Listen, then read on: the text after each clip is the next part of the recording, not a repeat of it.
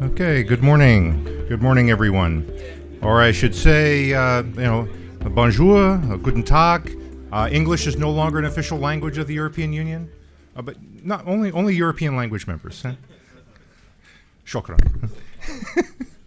So, anyway, welcome everyone, and thank you all for coming out here this morning. We have a great program lined up for you today, and of course it's built around U.S.-EU space cooperation, but the motivating factor here, of course, is the release of a EU space strategy. As you see on the screens, the partnership here is between State Department and the European Union, and we have several European experts here today who can talk in great depth about what Europe is doing in space and ambitions in space, and it relates to global issues and innovation, and so we have a wide variety of activities. My institute, the Space Policy Institute, here is proud to be the host of it. I sometimes tell people I'm sort of like English nobility. I have lands and castles. I have no money.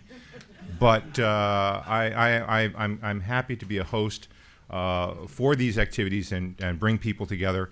And really, it's a great audience I hear today. I see lots of familiar faces and friends, and so I look forward to a great interchange. Without really much more further ado, let me turn it over to our opening keynote, Monsieur Delceau, and introduce you today. Thank you.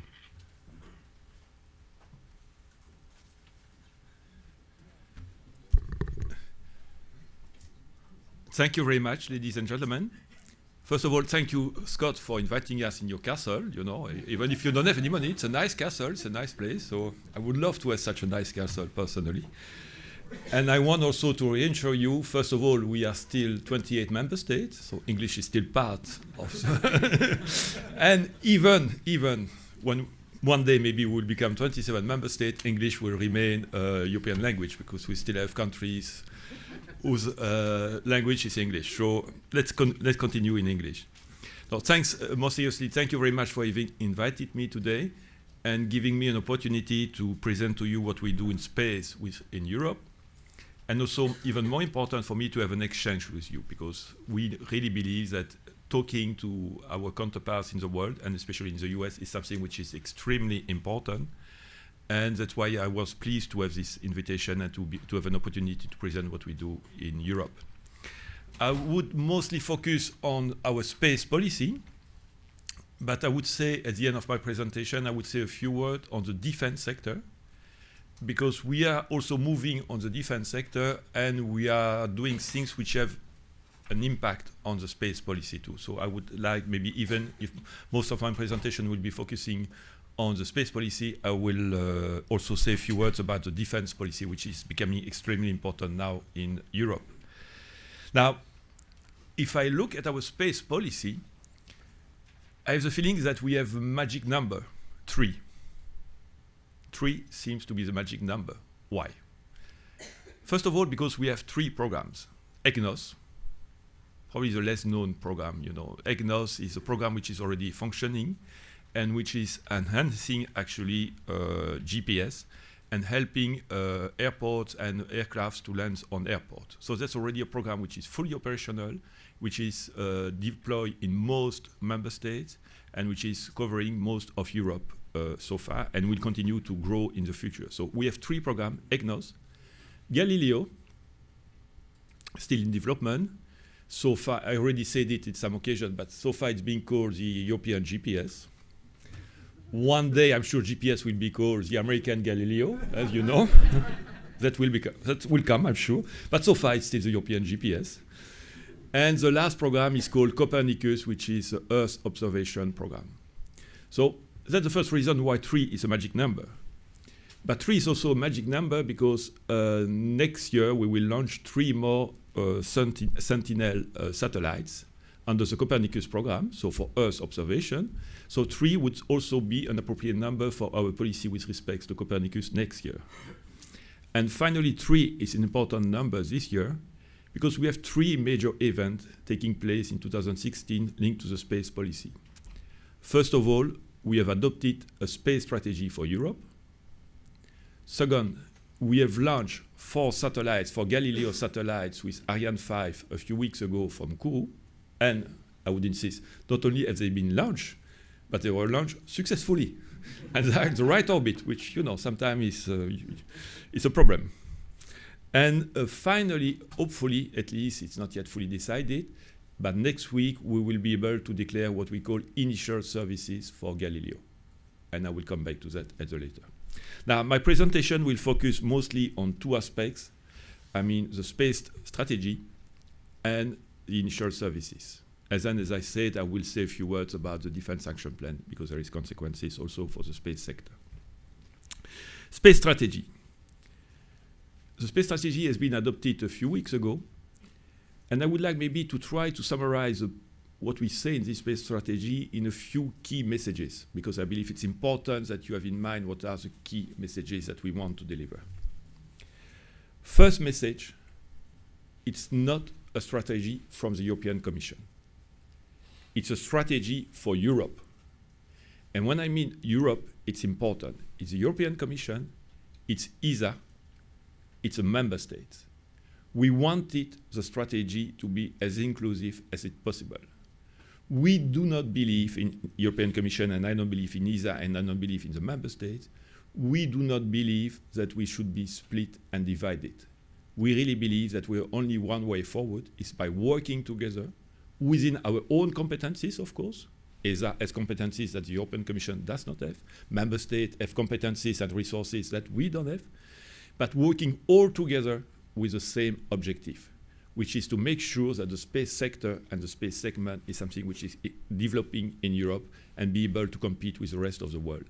The message is we need to be united, because the competition is not between EU institutions, not between member states, not between European industry, but with the rest of the world. We need to build a very efficient and effective space sector in Europe to be able to face the competition outside of Europe.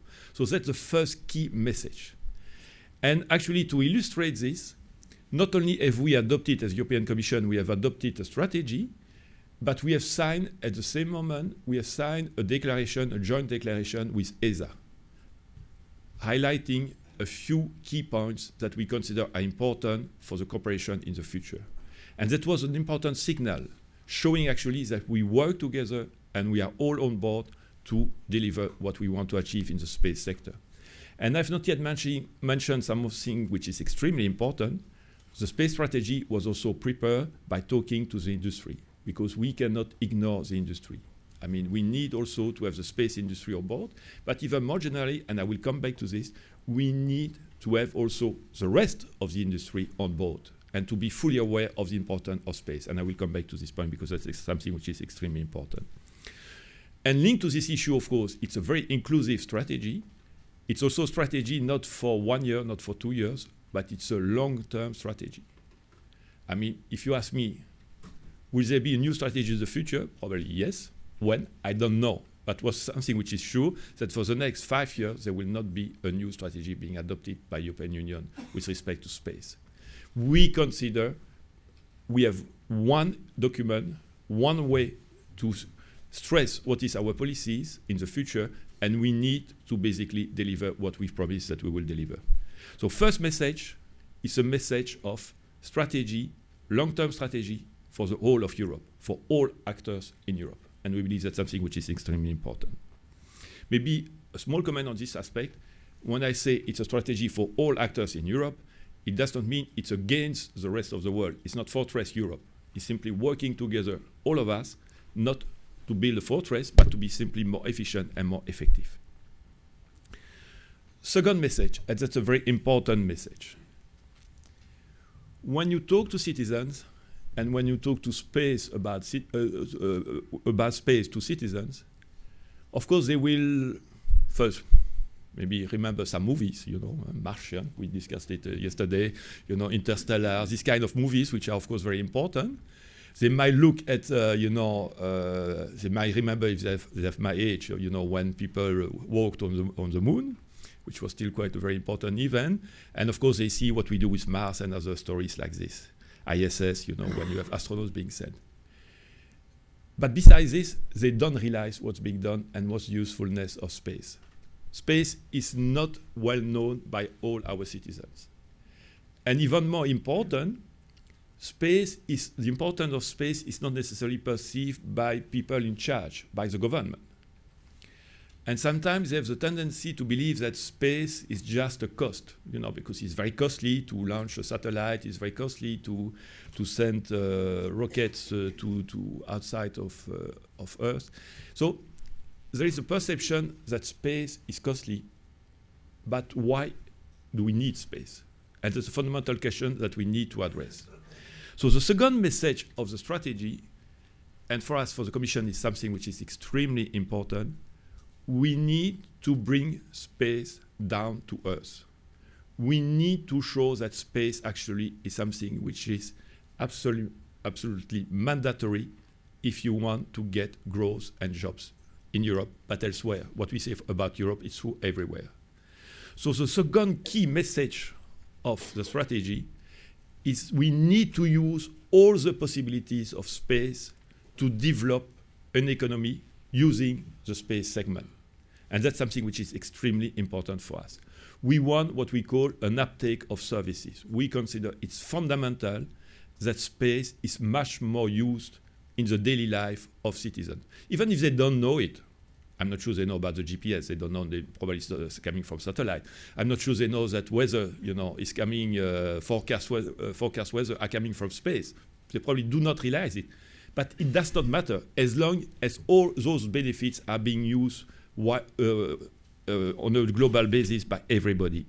So we really want to have a positive agenda to make sure that space will be more widely used in Europe.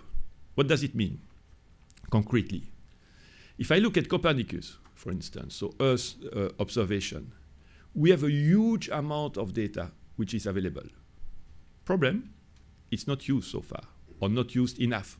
Only a few companies are using Copernicus data. It's not for the Commission to dictate to companies what they should do with the data. We need imaginations, we need innovation, and it's not for the Commission to bring this innovation or this imagination. But we need to facilitate the use of those data to make sure actually that companies will be able to bring innovations. More companies will be able to bring innovation by using those data. So for instance, with respect to Copernicus and Earth observation, we intend to build what we call platforms, which actually would be clouds. And we will not do it ourselves, not as a Commission, Bureaucrats, we are not good in doing this kind of things. But simply, we are going to launch a call for tender and asking private sector to come up with innovation, with idea to build those platforms. So when those platforms will be available, they will be accessible for everybody, for all companies who will be able to use actually those platforms to develop new products, new services on the basis of data coming from Copernicus. That's a very concrete example of things that we want to do. We also need to have a much wider use of space in new technologies. Autonomous car, that's something on which we need. Connected cars, but also for climate change. We believe it's something which is extremely important. We have a problem in Europe with security and migration, control of border controls. I mean, these kinds of elements, space should be more widely used. And we have to be careful also, because when I talk to the space sector, I'm not coming from the space sector, so for me, it's easy to be a little bit more naive, I would say. But of course, there is a tendency when you talk about the space sector to consider space sector is important and it's sufficient by itself. It's not true. Space might be simply one aspect of a global solution. If you talk about autonomous car, for instance, I mean, space could be part of the solution, but will not be the only solutions to have autonomous car. If you look at border control, I mean, space might help, but it's not the only solution. If you talk about telecommunications, you need different systems to be used to get what you want to achieve. So we need also to break the walls and to make sure actually that the space sector talks to the rest of the industry, talks to the rest of, stakeholders, to make sure that it's much more integrated with the others. I told you that during the process of adopting the space strategy, we consulted the industry. I can tell you one thing. Inviting the space industry was easy. basically it's always the same people, they were always there. It's not a criticism, it's fine. But I wanted also to consult the rest of the industry, and that was much more complicated, simply because they did not realize why they should come, why they should be involved, because it was perceived as being far away. And that's a mistake. That's something that we really want to change with the strategy and with different elements that we want to propose. We really want to be able to say space could be used for many different sectors in Europe, and it's true everywhere. And for that, we want to develop specific instruments, specific tools, like as I say about Copernicus, but we have also other measures which are listed in the space strategy that we consider to be very important. Next message, and that's the third one. Third message. I told you that space industry in Europe is very good. Even if I did not tell you so far, I'll state now. I suppose you have space representatives or European space representatives, so I must tell that your sector is very good. But of course, if you believe that your sector is very good and you don't innovate and you are not able to face the competition, you will not remain very good in the future.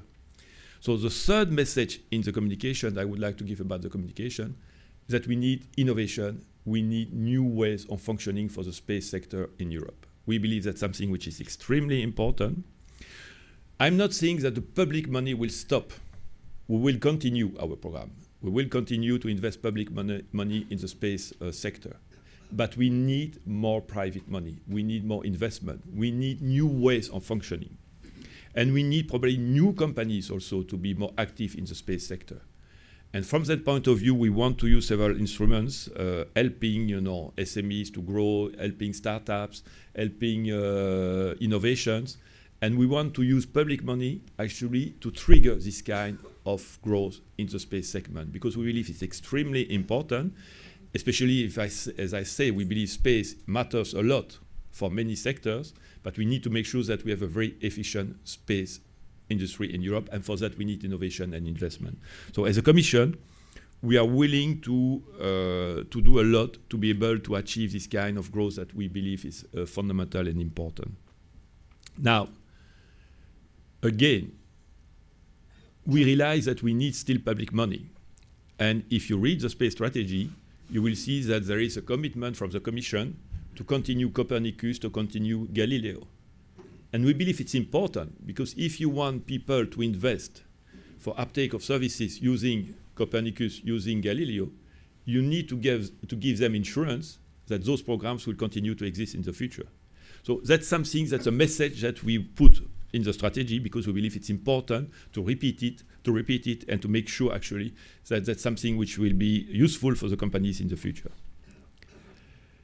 Fourth message. I told you 3 is a magic number, but sometimes, 3 musketeers were 4, so let's go for the fourth message.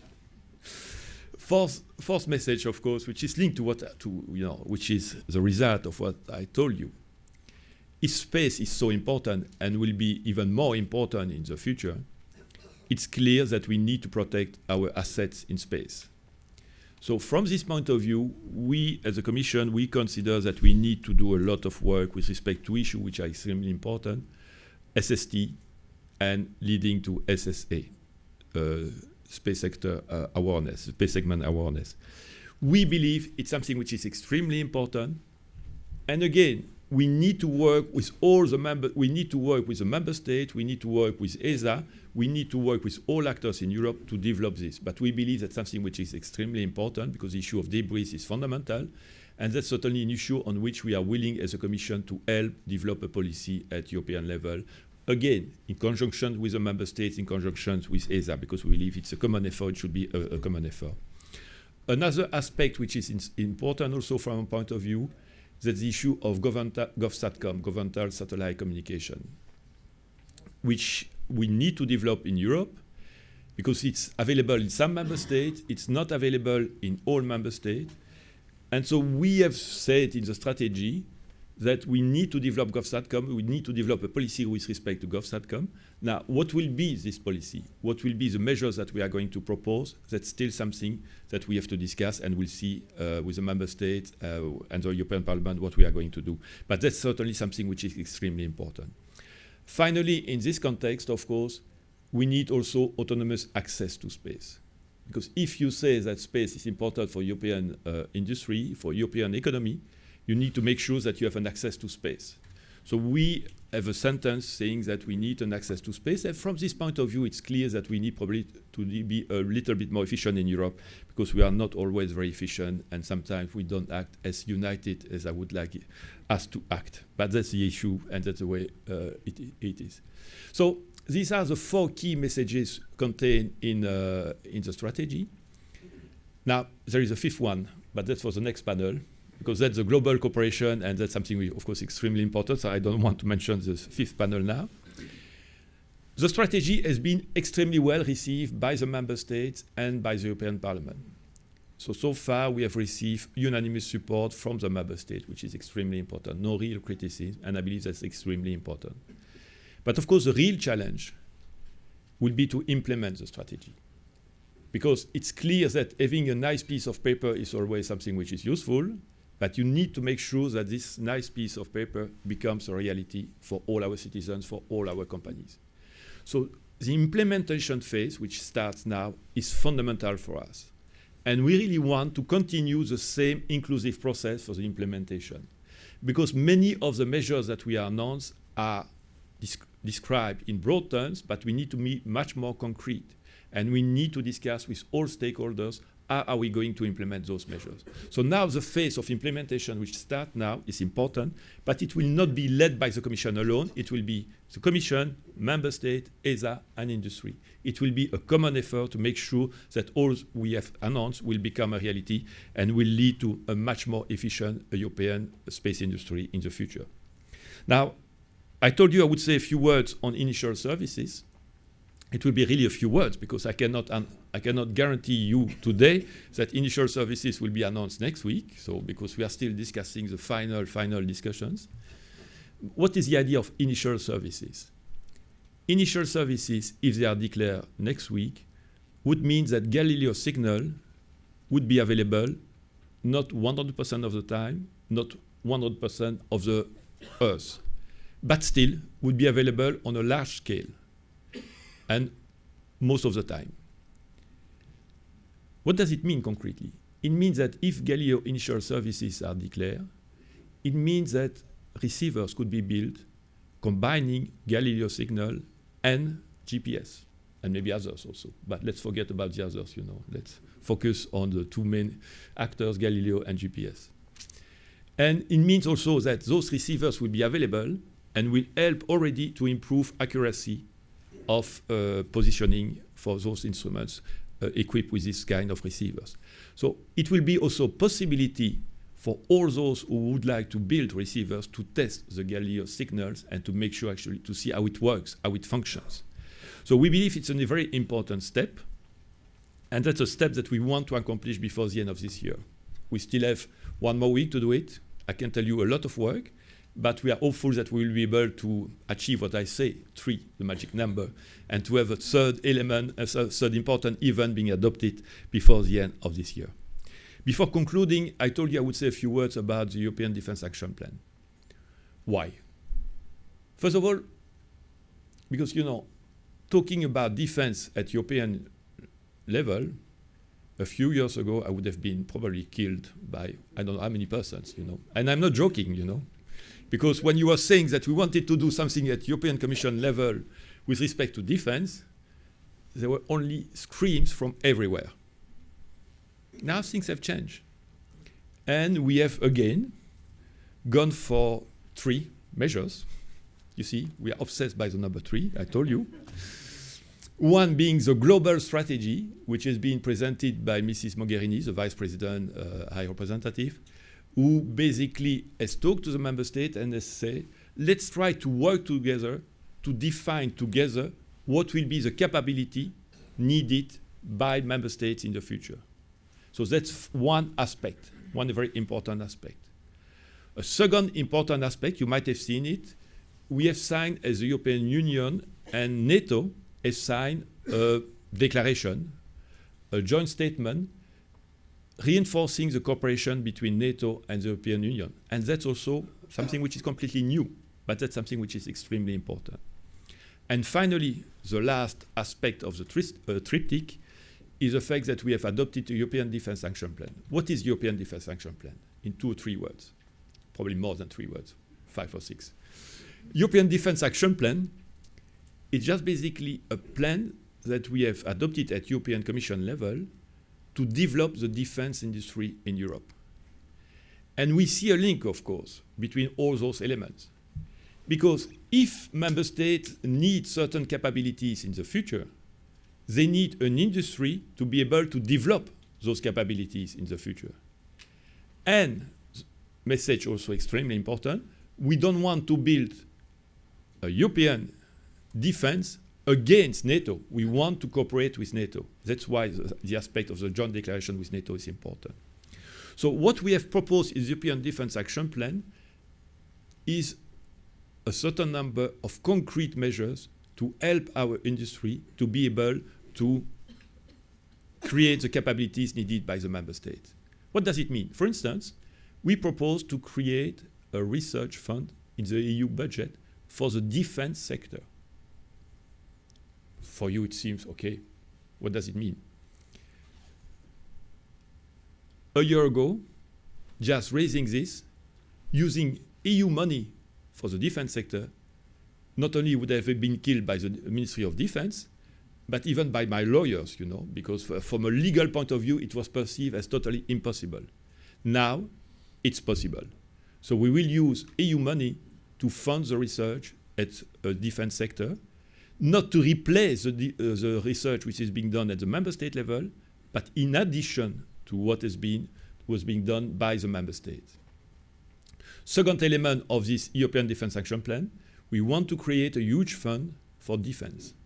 Basically, putting the money of the member states, money from the EU, all together, and then use it as a leverage to go on the market, to have more money actually through the market, and to be able to invest this money in joint capacity. Now, I stop about the defense sector because I know it's not your sector, but there is a link with space. Why? Because in this context also, Ministry of Defense have insisted on the fact that SST and GovSatcom are key programs that we need to work and to develop. And so there is a strong message in this context that also for the defense sector in Europe, GovSatcom and SST are important. And that's what we want to develop, and that's why there is a link between the Defense Action Plan and the space strategy. Now, as a conclusion, because I've already been too long, you know, first I was told I should be short, and then I was told you can be longer, so I have been too long, as always. And I've not stick to the 3 magic number. I'm sorry for that. But I'm very pleased to be here because, and I will develop it in the next panel, but I really believe that space is a global element. And having the possibility to come to the US, to talk to you and to exchange is fundamental for us. And what I said about the space strategy in Europe is true also from the US. We are faced with the same challenges. And we don't have many solutions. We all have the same solution. So let's try to work together and to develop together those solutions. Thank you very much.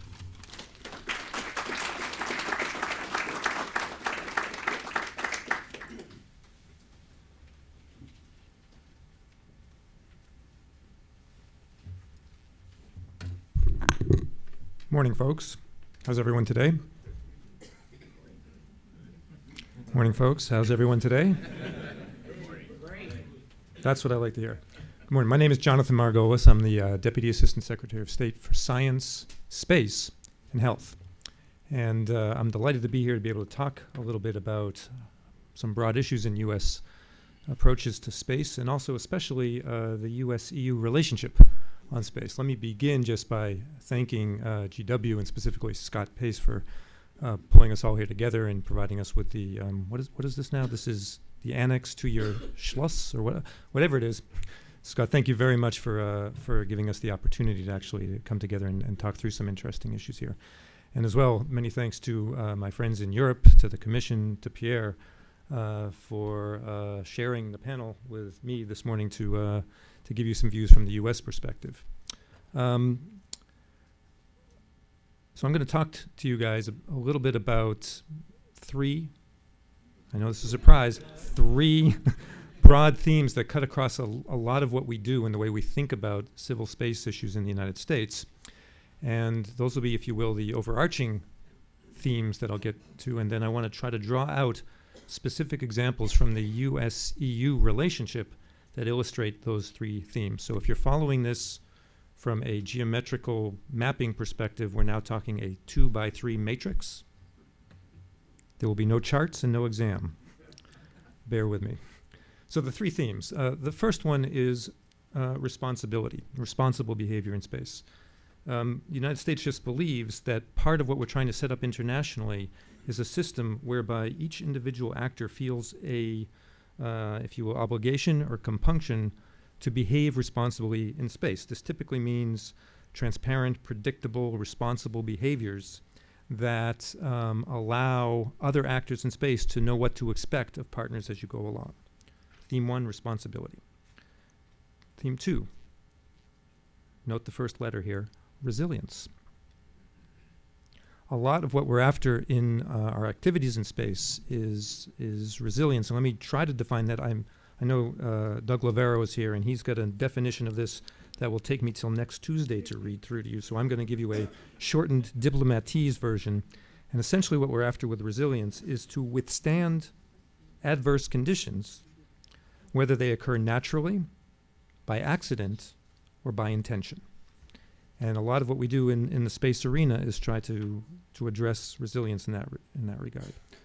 Third theme, note the first letter, reward.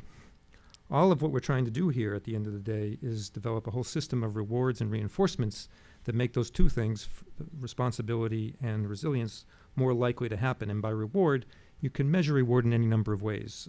Oftentimes, you heard Pierre mention this quite a bit, it's measured in terms of economic impact, of jobs, innovation, new technologies, scientific frontiers. At the end of the day, probably the most important metric we can use is improved quality of life. Do people feel? Do they have a sense that as a result of something that's happening up there, something down here has had a tangible impact? So those are the three themes we'll talk about today: responsibility, resilience, and reward. Now let me just jump into some specific examples. And again, this is not pre-rehearsed, by the way. We did meet yesterday, Pierre and I, but we did not discuss how many themes we should each mention. Anyway, so let me begin with Earth observation. It's a long-standing U.S. approach to the whole question of Earth observation, that what we want at the end of the day is transparency and open data systems, the ability to take data that's coming from Earth observations and make it available to researchers so they can use it for all kinds of purposes. If you will, that's the U.S. vision of what the responsibility is, an open and shared data system. Now, that's an approach that, as many in the room who have participated in various US-EU dialogues could attest, that is a theme that comes up, that has been coming up for years in our discussion. And the way it typically works is the US might say something about, we're really insistent on free and open data, and the EU might respond, so are we. And you think that's the end of the discussion, but it's not.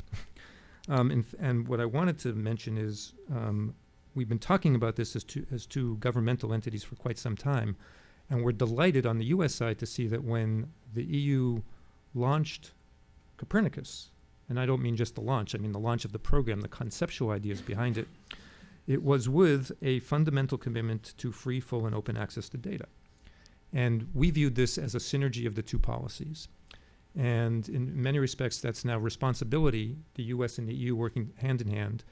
And a nice thing that came out of that was when we saw this happen, the two of us, the US and EU, we said we can now, since we've now agreed on the fundamental aspect of responsibility between us, we can now start talking about that to third countries and reinforce that global norm, not just in the transatlantic partnership, but in other countries as well. So the rewards that come from this, let me just mention, are pretty straightforward. If you followed some of the recent weather impacts that we've had, whether it's the flooding that we had in Louisiana or whether it's recent hurricanes, you'll know that some of the best modeling, some of the best predictive stuff came as a result of the Copernicus data that was integrated into some of the NOAA systems that we had. And so that's an example of reward. It's a better product, a better outcome that results from this. Now, let me just say a word about about resilience as we go along, and give you how this is unfolded. I'm sure Steve Volz will say a word about this as well. But one of the things that we've seen, that as we get closer and closer in the way that we approach shared data from Earth observations, is it becomes certainly about the data, but increasingly also about the systems behind the data. How have we looked at not just, if you will, marrying our data sets, but marrying the whole, if you will, architecture or enterprise by which we collect that data. And when you start to get to that level of cooperation, that becomes less about responsible behavior and more about building resilience in your system. Because if we know that the European system shares the architecture, shares the approach, shares the basic assumptions of how one goes about the whole data enterprise, same as ours, we now know we have a system that if ours, for whatever reason, has any of the adverse impacts that I described earlier, we know we have a partner that we can turn to. So, if you will, that's an example now of how we've characterized resilience in the US-EU relationship on Earth observations. So let me turn to the second area now that I wanted to highlight here, and that's global navigation satellite systems, and whether you call it GPS, the Galileo of the future, or Galileo, the GPS of the current, or whatever it might be. What I would argue here is that if you look at the fundamentals of the US system, GPS, it's predicated on I'm going to start here with the rewards because they're the most tangible, although many people don't think of it this way.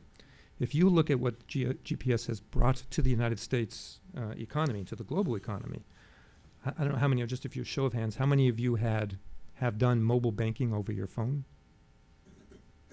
Good. How many of you are familiar, I'm not saying there are many farmers in the room, but are familiar with the concept of precision agriculture that you can, okay, good. And how many of you have any sort of health monitoring that you've done, whether it's Fitbit enabled or whether it's similar sorts of things?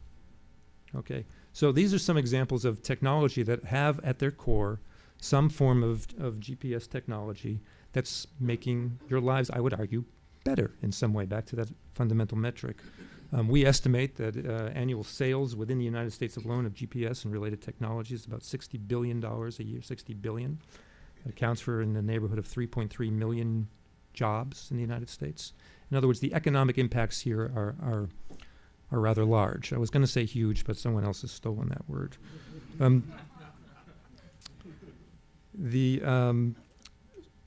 The underlying, so that's the reward, the underlying responsibility, how do you get that? What's the responsible nature of getting to that thing? Is essentially the US policy towards GPS, which is, it's pretty simplistic when you think about it.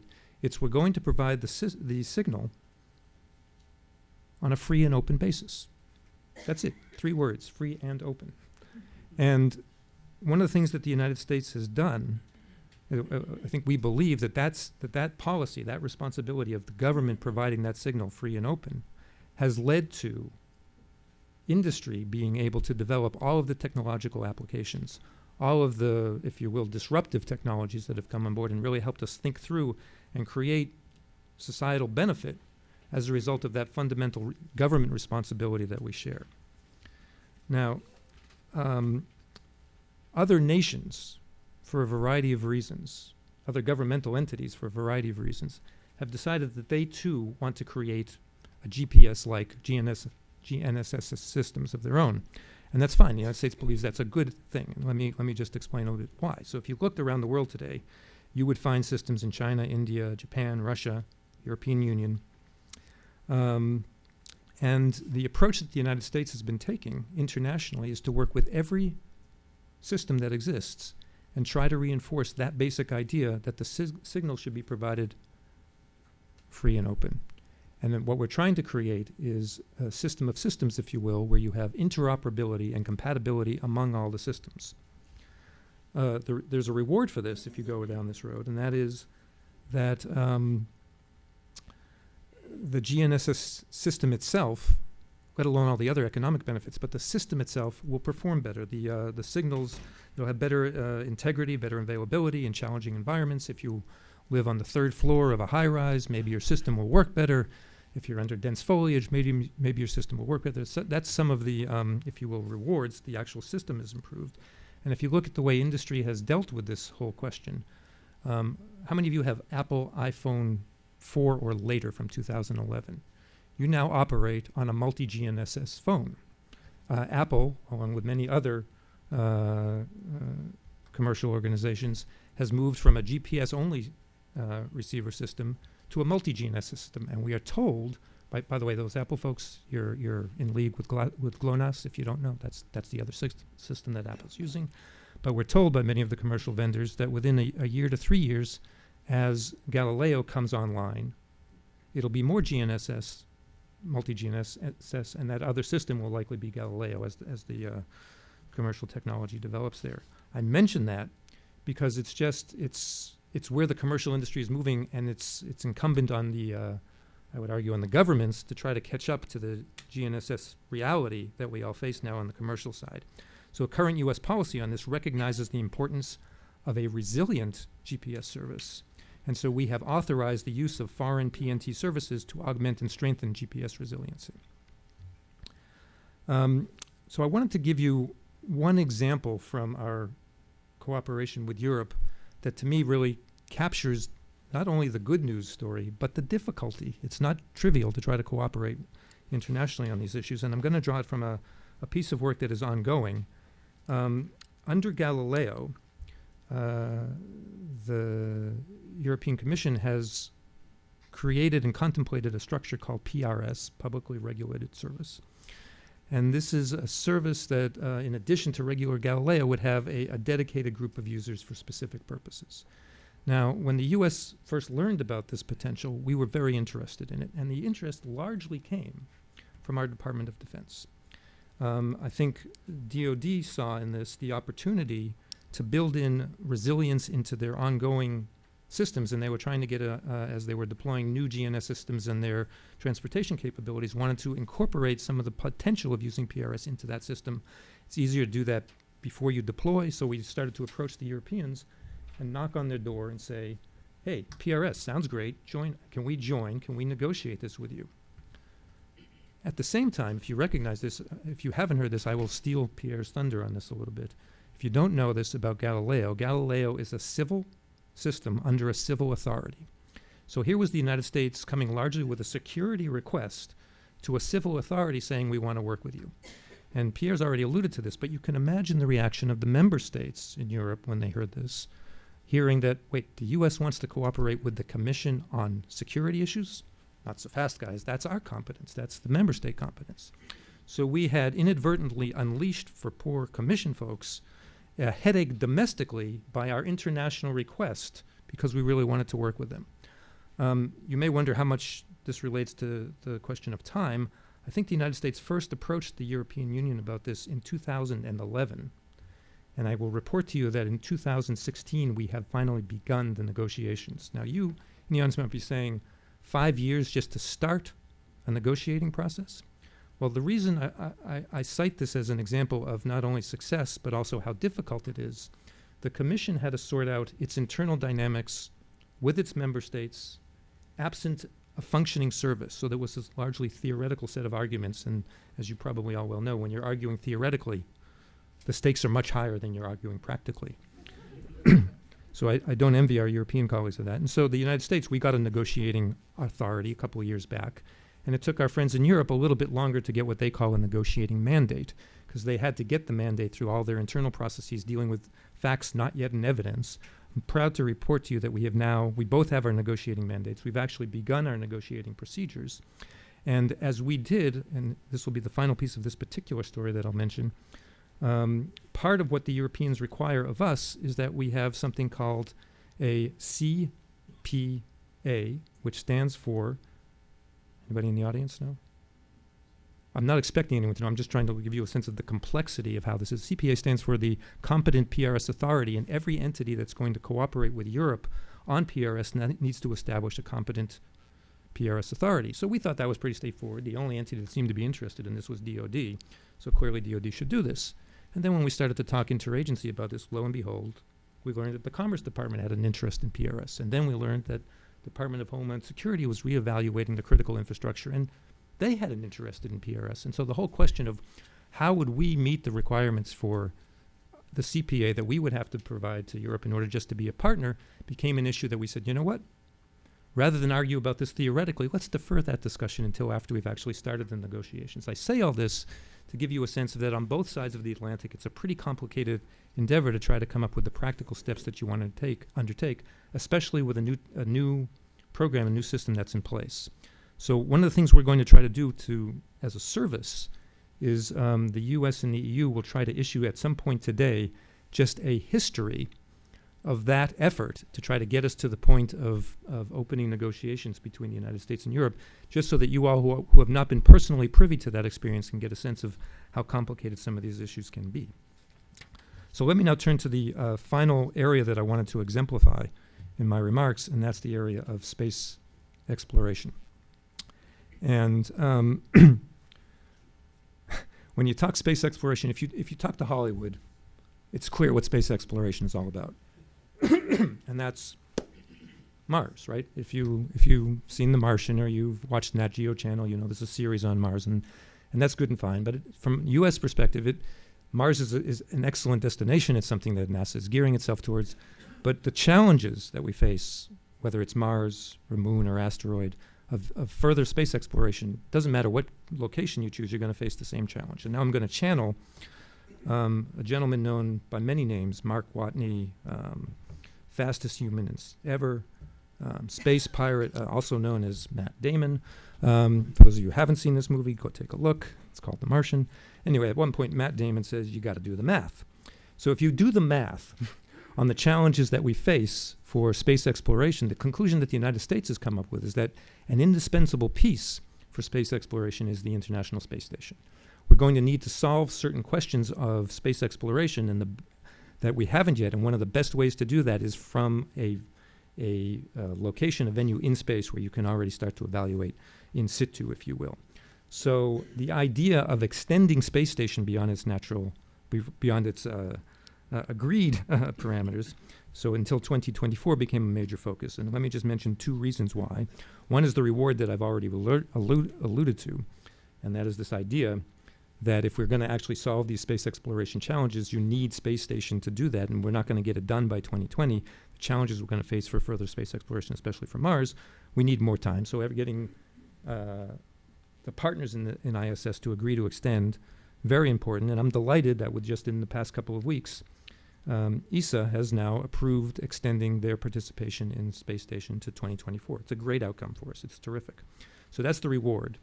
And if you look at the way space station actually operates, the responsibility element is quite clear. The standards by which space station operates, the docking procedures, all of the technical elements, they're public. NASA puts this on a public website so that to reinforce the idea that what we're trying to do is set up rules, norms of behavior, et cetera, that make it possible to go forward. So I think we're delighted with the ISS outcome. We think that's a natural stepping stone towards further space exploration. But let me come now to the final theme I want to mention. And Pierre touched on it extremely well. And that is, space station isn't enough. Government activity isn't enough. If we're really going to solve all the challenges that are out there for space exploration, that means an active involvement of the commercial sector. And in the U.S., I think we're pretty lucky in this regard. If you look at what's going on, we've got a number of companies that are, from the innovation perspective, they're absolutely disruptive. They're coming up with business models, with technologies that are likely to change the paradigm of how we do space going forward. And just to give you a couple, whether that's space tourism, whether it's on-orbit servicing that might take place, things that we couldn't have conceived of even 10 years ago, or which were so firmly in the realm of science fiction, not The Martian, but real science fiction, that it was inconceivable. Now, we're finding we really need to start to think through how do we make it more possible for industry to actually take that step and provide, if you will, those are the rewards that could come from a vibrant, innovative commercial sector looking at space exploration. So if those are the rewards, let me just touch on what the resilience element of that is. And the resilience here is, if you've been following NASA's approach to launch capability, the resilience is you have more than one launch capability. If we have a commercial sector that we can rely on to launch not just things, but ultimately people, we've got multiple ways to get things into space and to move things forward, and it doesn't only rely on government capabilities. I know that the EU, you've heard directly from Pierre, I know that the EU shares this vision of reward and resilience, that we need the commercial sector there. And so let me come to that final piece about this, which is the responsibility element. And typical approach that the United States tends to take with a new technology and with industry is we view the responsibility here of the government is to create, if you will, the rules of the road, the norms of behavior that allow the private sector to do what it's going to do best, to come up with the technological innovations, to really push that envelope, but to do so in a responsible manner. And when you talk about this in the space context, probably the most important thing we need to watch and make sure we're fully fulfilling is meeting the treaty obligations that are out there, the international treaty obligations. And I'm referring specifically to Article 6 of the Outer Space Treaty, where I'm going to try to get the language exactly right. Any lawyers in? No, don't raise your hand. Article 6 says essentially this. The key phrase would be, the activities of non-governmental entities require authorization and continuing supervision. Now, what those terms actually mean is an open debate at this point. And part of what I think the United States, working very closely with our industry and with Congress, is trying to develop is the ways, the mechanisms that we can actually go forward and maintain that responsibility while ensuring that the private sector has all the tools and all the predictability that they need to invest in this really exciting arena. So that's the challenge. Authorize and continual supervision, do that credibly and transparently, and do it in a way that allows industry to thrive and innovate and take risks and reap rewards. Many countries now are looking at that question, and this is where it becomes, I think the challenge that we face, is we have to come up with a system that as other countries look at what we're doing, as we step into that arena, it's credible. They can look at this, yeah, okay, the US has met the mark. They're meeting their international obligations. And we want to, I think, avoid a situation where people start to question, especially people outside of the United States, wait, has industry taken control of this beyond where the international treaty would allow? And will there be a backlash against that? Because I think that's what we want to avoid. We want to create enough rules of the road that gives the international community a level of comfort that the international obligations are being met. And at the same time, enough predictability and clarity for industry so that they can make the long-term investments to go forward. That's the challenge we see on the commercial side for space exploration. And as you've heard today, I am delighted to tell you, and you can test my words, the United States has a true partner in Europe to bring that vision forward. Thank you all.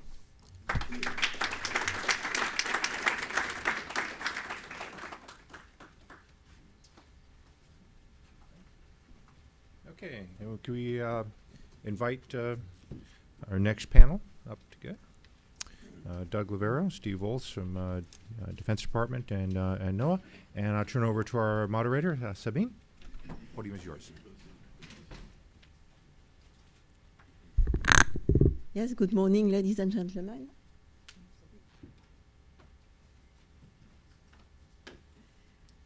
My name is Sabine Lecrenier. I'm the head of the unit in charge of space policy and research at the European Commission. I am very pleased to be with you today and to moderate this panel dedicated to space and society and cooperation between the United States and the European Union. I will start with a short introduction and then give the floor to our panelists and introduce them. As you know, space is not only a matter of science and exploration. Space services, data, and applications impact our daily lives in many ways. Often we don't realize it, but we benefit from them every day. Transport, weather forecast, financial market, agriculture, military, crisis management, search and rescue are just a few examples of areas where space technologies play an important role. Some decades ago, only a few nations were interested in space activities. Today, more than 50 countries invest in space applications and technologies. There is clearly a growing recognition of the importance of space technologies worldwide. Space offers tools to respond to major challenges, such as climate change, for example. Through data collected from space, it's possible to better monitor our planet and better manage crises resulting from natural disasters such as earthquakes, floods, or forest fires. Space technologies contribute to sustainable management of resources, for example, water management, crop monitoring, and food security. Space is also a driver for innovation, economic growth, and creation of high-value jobs. It holds a strategic importance as an asset for security and defense in controlling land borders and monitoring the seas. And clearly, the importance of space will only grow in the future as we move towards more interconnected societies with the Internet of Things and increasingly data-driven economies. One of the major challenges we are now facing in the European Union is how to maximize the benefits of space for our economy and society, how to transform considerable investments made in large-scale European projects like Copernicus in Earth observation and Galileo in satellite navigation into tangible services and applications that will improve the lives of our citizens and will create value in the European economy, and how to make space relevant and useful not only to a bunch of scientists and public servants, but to every single European company and citizen. The new European Space Strategy, which we adopted in late October, tries to address these challenges. It proposes avenues to foster the use of space-based services in public and private sectors, to use space to boost innovation and competitiveness in the wider economy, to develop new tools to tackle issues like CO2 emission monitoring from space, for example, or space situational awareness and space debris mitigation. International cooperation is a key element of this strategy because it's clear that many of the big challenges we are facing today, climate change, natural disasters, humanitarian crises, migration, are global in nature and require global responses. Europe and the US have developed very fruitful cooperation in many areas of space policy. In this panel, we want to discuss potential new opportunities which can be derived from the European Space Strategy, how to expand and broaden the existing cooperation areas and success factors in order to create win-win situations where both Europeans and Americans can benefit. I will now pass the floor to our panelists, and I will start with Pierre Delceau. Pierre Delceau is Deputy Director General for the Internal Market, Industry, Entrepreneurship and SMEs at the European Commission. Pierre is a lawyer by training. He studied law at the University of Liège and obtained his Master of Law at the Northwestern University of Chicago. His career began with the European Court of Justice, where he served as legal secretary from 1984 to 1987. He then worked in the private sector before joining the European Commission in 1991. He started his career within the Directorate General for Competition. He was appointed director responsible for regulating the financial services in 2007, and following this, in 2011, he was appointed Deputy Director General with responsibilities for the single market in the European Union. Since December 2015, he is in charge of space policy and defense, and in this position, he has been one of the driving forces behind the new European Space Strategy. Pierre. After such a long presentation of my CV, actually, I mean, I feel really getting old. You might notice something, actually. I was in charge of financial services in 2007, and you've seen the result in 2008. I'm not sure it's a good signal for space. Anyway, okay. Now, more seriously, I was impressed by the 3 R's, developed by Jonathan, and I don't want to repeat at length, because I've already been too long before, I don't want to repeat at length what we have said about the excellent cooperation that we are having between the US and Europe. But I would like maybe to focus on a certain number of key points. First of all, before talking about the public sector, cooperation should develop between the private sector. Because at the end of the day, what we need effective, efficient commercial operators talking to each other, working together, and developing together solutions. As we all said, I mean, at least the two of us so far, and I'm sure all of us will say the same thing, but anyway, we are not fighting against each other. We are faced with the same challenges, with the same problem. You know, Sabine has mentioned a few of them: climate change, new developments in technologies, science. So we have the same challenges everywhere, and so it's important that our industry is able to compete, of course, but also to work together and to develop solutions. What we need for our citizens, we need innovations. You know, now that you have learned that I'm that old, you know, in '68, in Belgium, by the way, but still, in France, you had in '68 what they call the French Revolution, another one, and there was, you know, the students who were demonstrating at the slogan, which in French says, "Imagination au pouvoir," give the power to imagination. That's what we need, actually. We need this. I'm not talking about the students and the demonstration. I'm talking about imagination. We need industry to work together. We need commercial solutions. We need citizens to benefit from those solutions. And of course, because it's a free market, not everybody will be a winner. You will have winners and losers. But that's part of our economic model. So the first message is we need to let the industry work together, compete together, and find the best for our citizens. Now, moving to the role of the public authorities. I believe as public authorities, we have a duty. We have a duty to make sure that this competition is a fair one, and that there is no kind of discrimination between our industry on both sides of the Atlantic, but also outside of us, I mean, with the rest of the world. And so I believe our duty as public authorities is to make sure that we give the conditions for having a fair competition.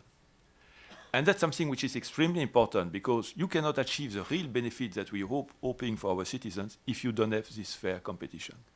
And so that's why it's important that as public authorities, we continue to talk to each other, to try to address problems and find solutions. Because now, you know, so far we have been very nice with each other, so now I will be a little bit less nice with the US.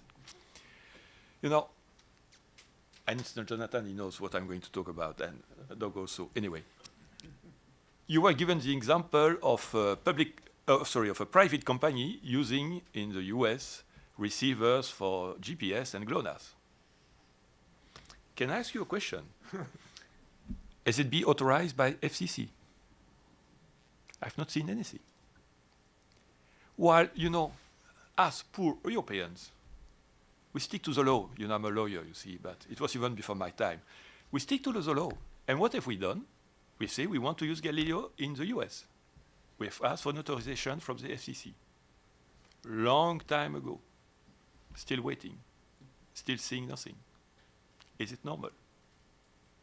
You know, and again, I'm not blaming my neighbors, but I've already told them this.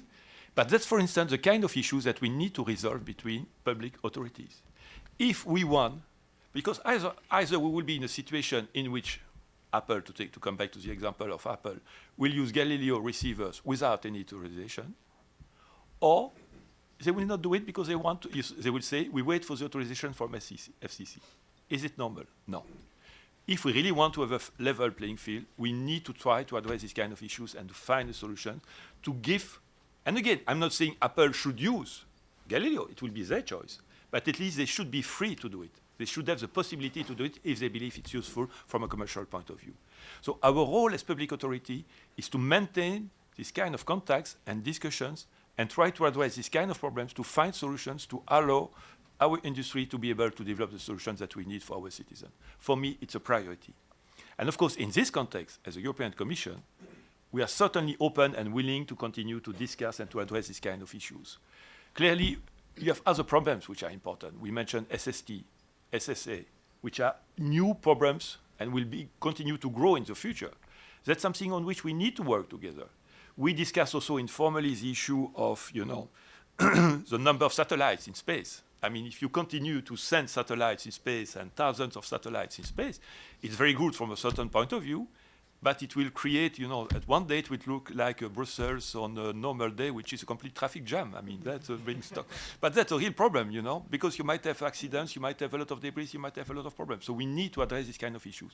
So as a public authority, we need to maintain the contact. We need to work together. We need also to work together with people who are not in this room, outside of our relationship, because we have other important players in the world. But we really need to be able to trust each other. Because if we don't trust each other, we will not be able to give the fair conditions for our industry and for our industry to develop what we need for all our citizens. I will stop here. Thank you, Mr. Delso. I will now pass the floor to Mr. Margolis. Mr. Margolis, I am sure you need no introduction to this audience, but I will not discriminate. So you have a career member. You are a career member of the U.S. Senior Executive Service, where you currently serve as Acting Deputy Assistant Secretary for Science, Space and Health in the Department of State's Bureau of Ocean and International Environmental and Scientific Affairs. In this position, Mr. Margolis is responsible for a large portfolio of policies and programs in the areas of international science and technology cooperation, space and advanced technologies, and international health and biodefense. Before that, from 2007 till 2011, Mr. Margolis served as Deputy Assistant Secretary for Global Communications in the Bureau of International Information Programs, where he oversaw the Bureau's internet, video, and print products, including social media. His team's program reached and engaged hundreds of millions of people, both directly and through decentralized operations, on more than 250 sites in virtually every country in the world. Mr. Margolis has a PhD from Harvard University in psychology, focusing on negotiation and conflict resolution, before which he studied international law and diplomacy. He has also served as adjunct professor at the American University and the Foreign Service Institute, where he has conducted courses on environmental policy, negotiation, and international organization. Please, Mr. Margolis. Thank you very much for that lengthy biography. And I'm going to speak on, if I could, on behalf of my other two U.S. government colleagues. They've been whispering in my ear, can we find some way to shorten those bios? So we'll leave it at your discretion how much you need to do for the future. Is that fair, guys? That's fair. Okay. So I was going to make one comment, very short, and now you're going to have to hear two comments, still short. Let me pick up on Pierre's point to begin with. I wasn't really going to talk about this, but since you raised it, I probably ought to say at least a word about it. And I'm going to say it on the positive perspective. Pierre's absolutely right that the European Commission has followed the procedures that the United States government has put forward through FCC to get authority for Galileo to operate as a joint receiver in the United States. And I can assure you that the United States government, the executive branch, not the regulatory branch of the government, is actively working with our friends in Europe, and to the degree permitted by law, actively working with the U.S. governmental structures, the FCC, to move this expeditiously. Now, I say expeditiously, having given you the explanation of when you talk about U.S.-EU cooperation, just getting a negotiation started expeditiously is 5 years. Now, Pierre is fuming at me, saying, 5 years till we get an answer? Anyway, I hope it's quicker than that. But not to take... let me just say one of the reasons that FCC would provide if they're here. Is anyone from FCC here? Then on their behalf, one of the things that they would tell you is this is the first application that the United States government has received from any country, any entity, to follow our procedures. And FCC wants to make sure they get it exactly right so that for future precedent they can do it well. And so unfortunately, you're the victim of being the precedent center. So thank you for setting the precedent, and we're eager to work with you on that. So that's topic number one. Topic number two, I want to just touch on very briefly, and others here on the panel may actually cover in this. Pierre raised this a little bit earlier, but I want to just make it a clear point. One of the things that we're really, I think, I won't say struggling, but certainly considering carefully as we go along is the dual-use nature of just about everything we do in commercial space, in civil space, and how it relates to security and defense issues. And getting the two communities to talk together within your own country is a challenge.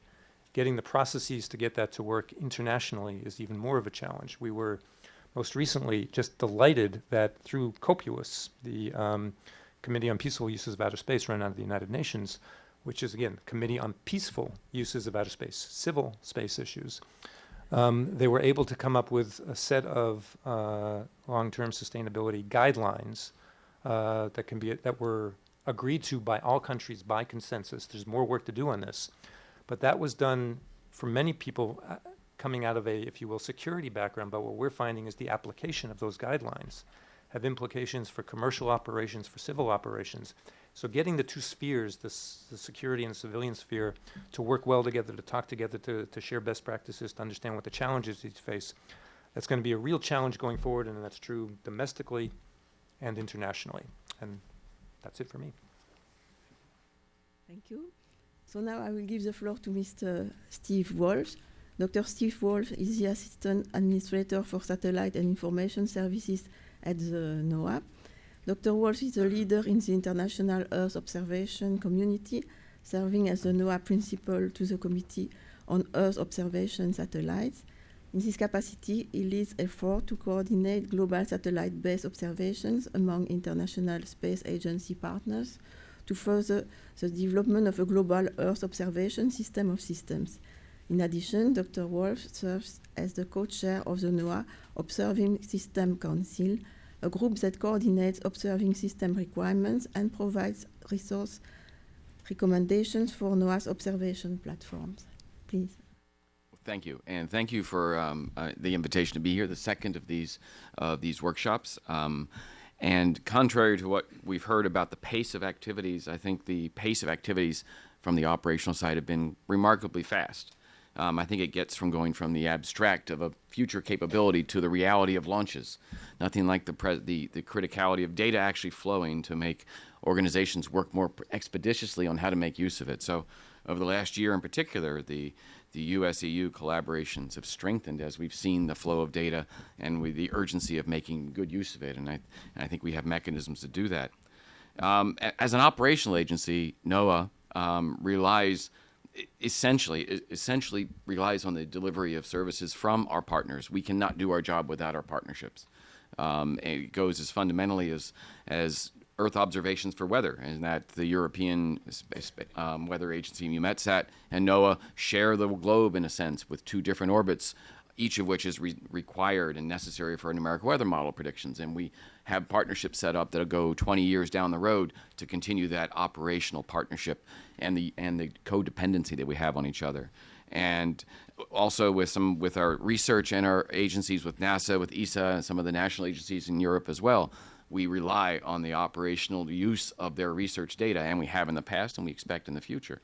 So the codependency of the Earth observing nations are strong, and with the EC coming in with the Copernicus program, it introduces an incredibly rich source of valued data that we all benefit from an operational sense. So this long history going back and looking forward, I think it is really an essential element of the space cooperation. And the space policy put out this year, I think, codifies in a very clear way a number of key elements of that operational codependency and the utilization. And in the theme of 3, that we didn't coordinate this, I think the question we have here to challenge is, so what can the US and EU do to foster greater collaboration? And I think, in a sense, we're all information service providers up here from the satellite side, as we provide a capability. We provide information that we want to see utilized. We want to see for the benefit of the citizenry, of the humanity, but also from the business side for the utilization of the data and for profit and for development. So from an operational point of view, I think there's sort of 3 tenets that are exemplified in the space policy that are part of our basic premises. And there are reliability, accessibility, and familiarity when you talk about data. So from the reliability point of view, it's a commitment to long-term delivery. It's a commitment to consistent delivery of information services and products.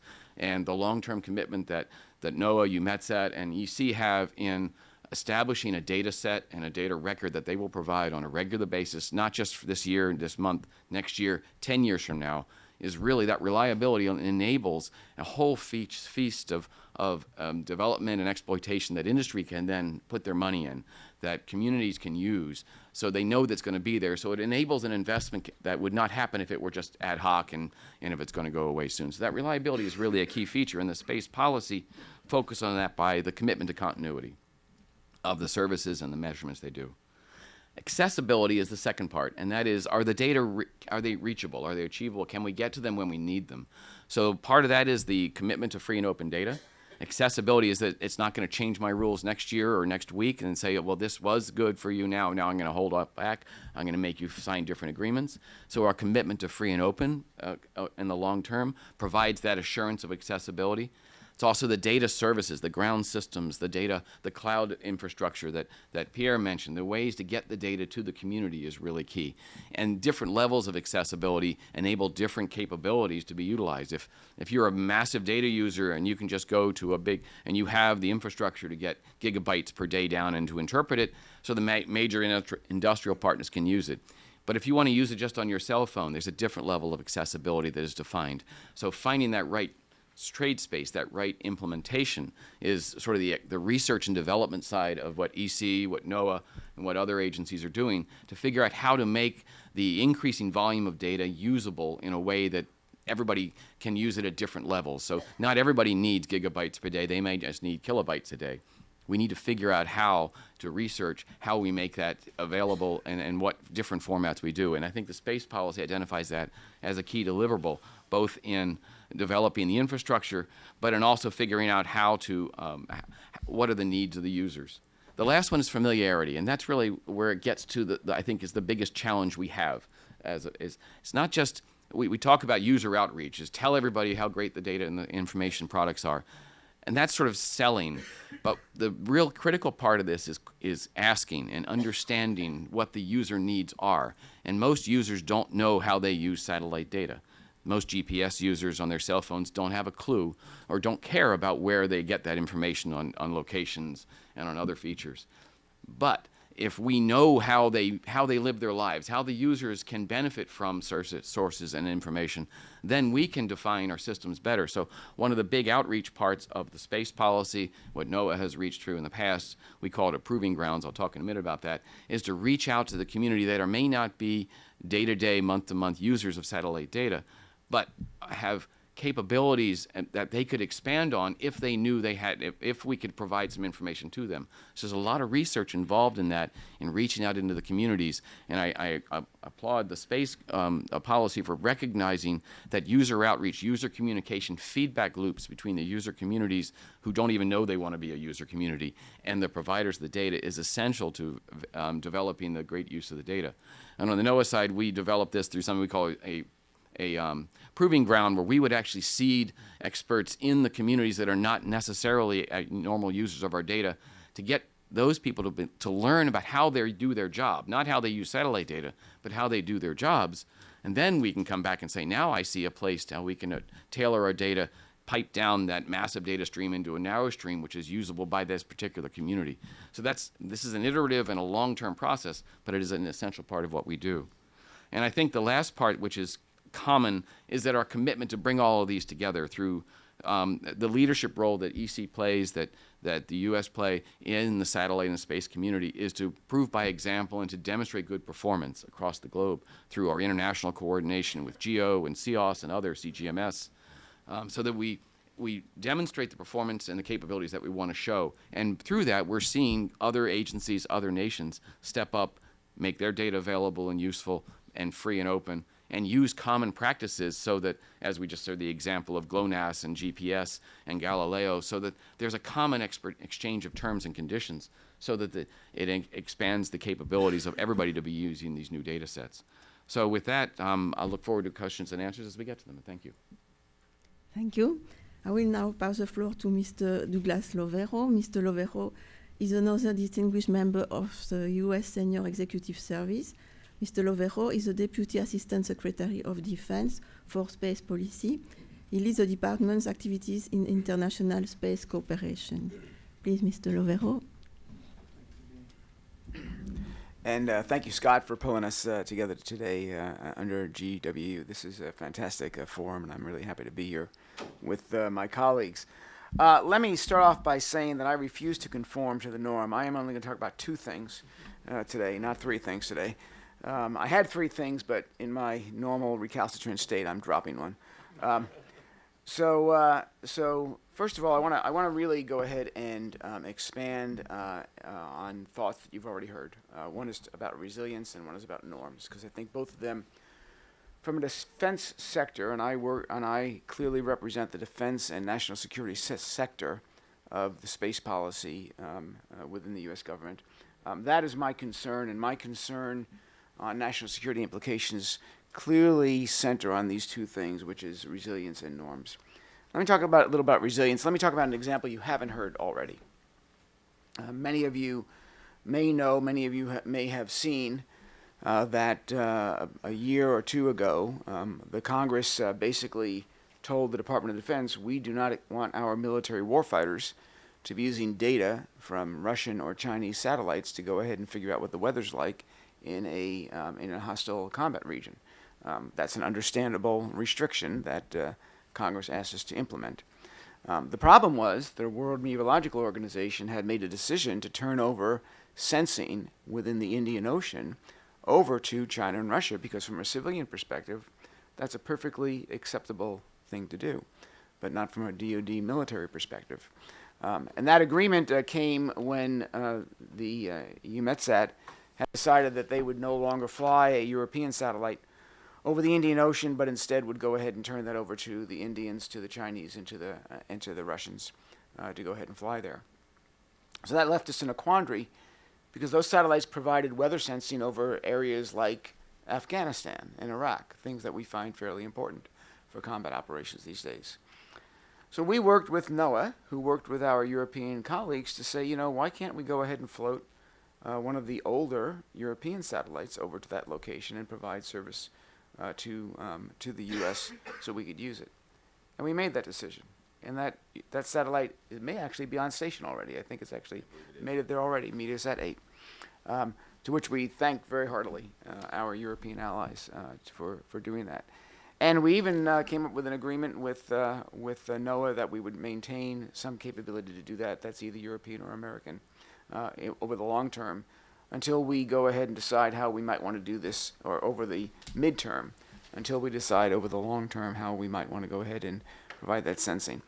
So that was a cooperative relationship, interagency between the U.S. and internationally between the U.S. and Europe, and it's a fantastic success story, as far as I'm concerned, that shows how cooperation with our spacefaring partners can create resilience, in this case in the weather area.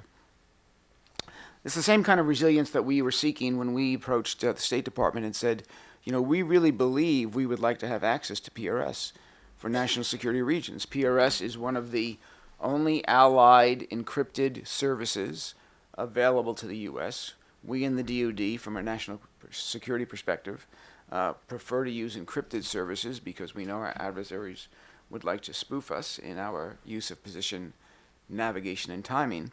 And so we thought access to PRS was a very important thing for the DoD if the DoD decides to use it. We can't even have the ability to decide to use it until we can go ahead and negotiate for that use. And so we asked State Department to go ahead and lead that for the U.S. government. And not just for military use. When I talk about national security here, Jonathan's already alluded to the Department of Homeland Security, other sectors of the U.S. industry, whether that be power or finance, places where the U.S. could use a encrypted service that's not easily spoofable to go ahead and provide resilience within our entire security infrastructure. And PRS seemed like an absolute 100% good fit. And so we began that negotiation, and we're very thankful when the EU and the European Commission approved their negotiating mandate a couple of months ago, so we could actually start that negotiation. It took a while, but it was indeed a complicated thing. And let me say here, right now, as we're talking about PRS and about Galileo, the Congress asked the Department of Defense last year for our opinion on whether or not the FCC approval of Galileo in the U.S. was good for national security. Our absolute 100% clear answer back to the Congress is yes, it is. It is important for U.S. national security. It is good for national security.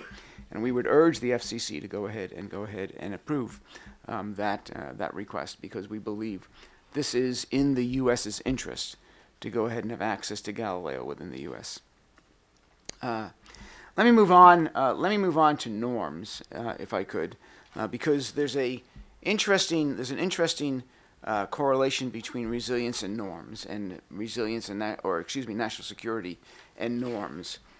Many of you know, it has been widely reported that there was an effort led by the EU several years ago to go ahead and create a code of conduct for operations in space, and unfortunately, that effort ended in no agreement under the charter of the UN, and that was unfortunate, but quite frankly, somewhat predictable. There is a concern amongst all nations about how we will use space for national security, and people don't want to go ahead and limit their options at this early time. Again, it's the discussion that Jonathan had about it's hard to talk about things in theory, it's easy to talk about things in practice. So in that vein, we believe it's far more important, in fact, to talk about those civil norms than it is to talk about those national security norms, because that is in practice. Those norms are being set today by operations in space, by the hundreds and thousands of satellites that are being launched by not state actors, but by commercial actors and civil actors. And that is critically important if we are going to go ahead and have safe traffic operations in space, that we would want to go ahead and create norms for the benefit of all. And so we in the U.S. government believe, and in the national security sector of the U.S. government, believes it's in our interest to go ahead and establish those kind of civil norms, just as we find norms in air transport and we find norms in sea transport. Those norms enable the U.S. military and the U.S. national security environment to go ahead and then perform our defense duties within a set of bounds that are well understood by all operators in the regime. Even though we may follow different rules from a defense perspective, we understand how the norms are being applied to non-security related operations within those domains, and we think that is just as important for space. So we have been, as many of you know, actively pushing our Department of Transportation to go ahead and move out on starting to develop those norms, and through organizations like COPUS, going ahead and having the international dialogue on those norms. And we've had that discussion both bilaterally with our European allies and multilaterally with the EU, that this is an important place to go ahead and create the norms which will form the foundation for which then we will develop in the future some national security norms that will go ahead and make sure we don't have misunderstandings in space. But those norms will be developed by the commercial civil industry first, and then we will go ahead and incorporate that into defense thinking. There was an interesting quote that I will paraphrase incorrectly right now, but that was released in the normal daily blog note that comes out from Space News about a representative on the Commerce and Science Committee who said it is an unusual event when an industry comes to me and asks for more money for the agency that regulates them. I think that's a great quote, because it says the industry is looking for norms, and they know that one of those public responsibilities that Pierre talked about is to go ahead and create those norms for the safe and secure operation of activities in space. And this comes full circle to resilience for us, because we believe commercial operations in space, commercial remote sensing, commercial communications, commercial weather, commercial launch, that those things create resilience back for our national security regime. And so we find a double-sided benefit to the creation of norms. It enhances commercial competition and access to space, and we therefore can go ahead and get more resilience out of that, which is where I began my discussion in the first place as a critical element for how we view DoD national security. So with that, I'll go ahead and end my remarks, and we'll take questions from the audience. Thank you very much. Thank you. Thank you. And now I would like to pass the floor to the audience for questions. Can you introduce yourself and indicate to whom you would like to ask your questions, please? Hi, my name is, I don't think this is on. Oh, there it goes. My name is Harrison Caudle. I do spectrum management and communications consulting for small satellite companies. And something I've noticed here is that all three of you have discussed two things that seem to be somewhat diametrically opposed in this area, specifically resilience and responsibility. The way you make small satellite constellations resilient is that you launch lots of them. But of course that goes to the question of responsibility, because now you have a lot of satellites up there. They're all spewing RF, and you're sort of crowding your orbits, you're crowding your RF environment, you're crowding your spectrum. NOAA, for example, is frequently embattled in this issue where NOAA has sensitive receivers that it wants to protect for sort of very important scientific data it gathers, and the small satellites want to communicate. How do you foresee the policy environment going forward adjusting to this new paradigm of space exploration? I'll take the first part and hopefully get help from my partners up here. No chance. The question of resiliency has to be looked at a system level. And anybody, you can always narrowly focus it down to, I'm delivering a resilient piece of the puzzle. So I'm doing one measurement, maybe it's imaging or it's radio or it's sounding or whatever. So I'm going to deliver that resiliently by providing 500 satellites. If that weakens the overall observing system resiliency by impacting the ability of everybody else to deliver, then the system is weaker as a result.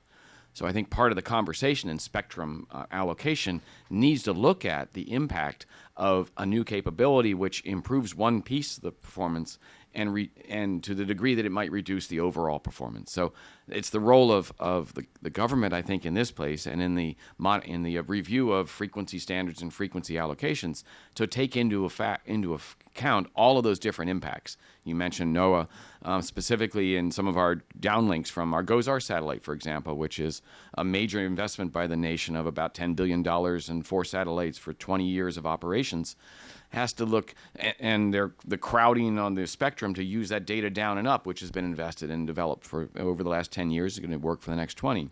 When we look at spectrum allocations near that band and other uses around it, we need to look at whether this additional resource weakens the overall structure. And that's the part of the conversation we have at the agency level and at the government level is to evaluate the impact of any individual contribution to the overall system.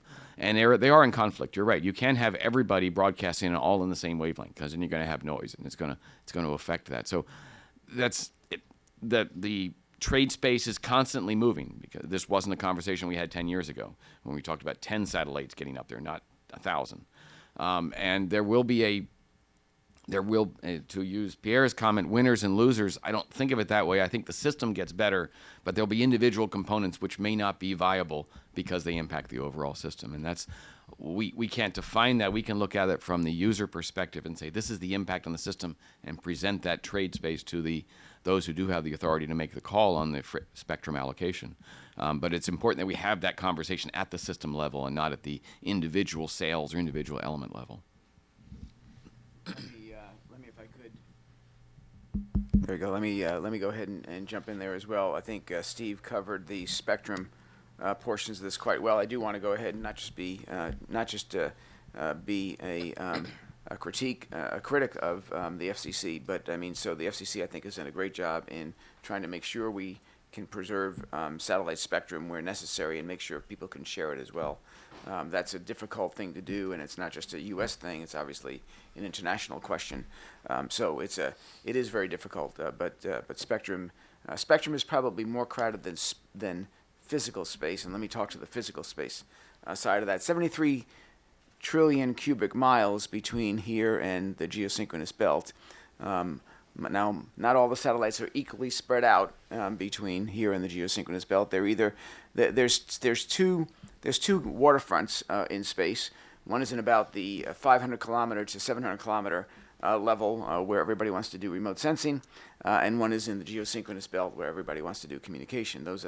That is waterfront property in space, without question, and everybody wants to be there. So it's not really that crowded in the middle of a cornfield in Iowa, but it's pretty crowded in California. I know I used to live there, and the same thing is true in space. It gets crowded in localized regions.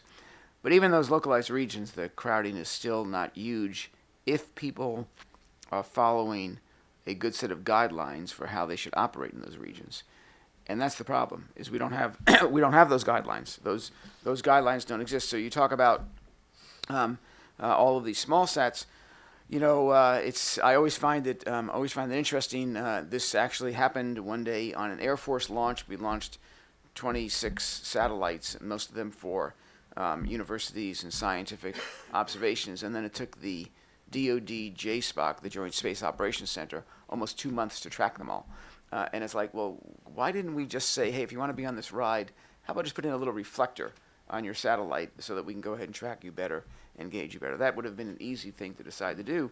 But we have no policy to say that somebody should do that. That's probably a useful policy to have. And I'm not prescribing the solution. I'm prescribing that the problem is that people who operate responsibly in space should make sure that they're easily sensed. And if you're a CubeSat, you may need to go ahead and help us sense you so that we can go ahead and know where you are. Because the crowding in space that we see, let's see, Victoria will help me out on the number that Brian gave me and the number of conjunction notifications we have every year, but I think it was like 4 million conjunction notifications every year. Those conjunction notifications do not represent the actual likelihood of conjunction will happen. They actually represent the likelihood that 2 5-kilometer bubbles, which are virtual bubbles that surround 2 satellites, will hit each other. And they hit each other all the time. But those are virtual bubbles, and they don't go ahead and do anything. It's this small satellite that takes up 1 times 10 to the minus 7th volume in there. That actually is the problem. And so if we could actually shrink that bubble, make that uncertainty smaller, we would find out that conjunction notifications go down by orders of magnitude. These rule sets, these are the normal rule sets, just like we have a transponder on an aircraft, just like we have an AIS system on a ship, so that when we get to those crowded areas like airports or crowded areas like seaports, that we know precisely where somebody is, so that they don't collide to each other, so that people who are helping guide them can keep them apart from one another. Those are the kind of both national and international agreements that we will need to develop in space to actually make sure we can maintain the great economic engine that space is.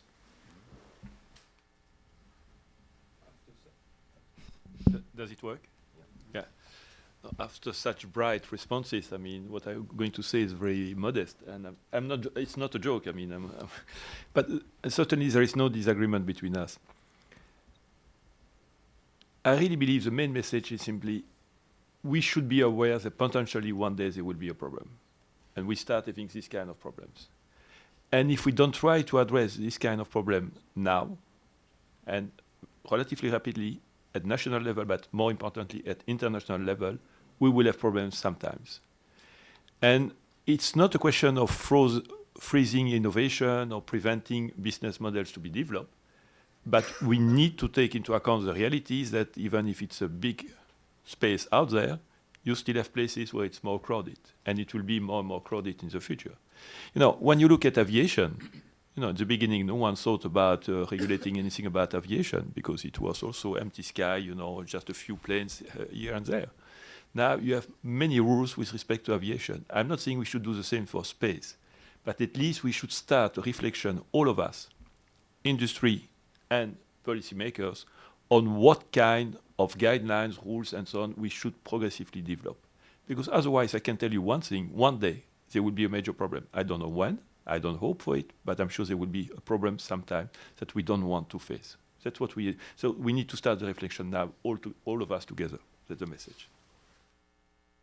Quick point on this, and it's more, Doug, if you'll forgive me, commentary on what Doug was saying, because Doug gave 2 very specific examples, and the way I know we've been thinking about it in the State Department is there are 2 specific examples from the type of classes of responsibility that you need to see, of which the nascent pieces are in place. But we haven't come to grips with the, I'll use the term exponential growth in the number of launches and number of objects that require you to think about this. So let me give you just the abstract way, at least we've been thinking about it. There's a tracking function, and there's an apparatus within the U.S. government to do tracking.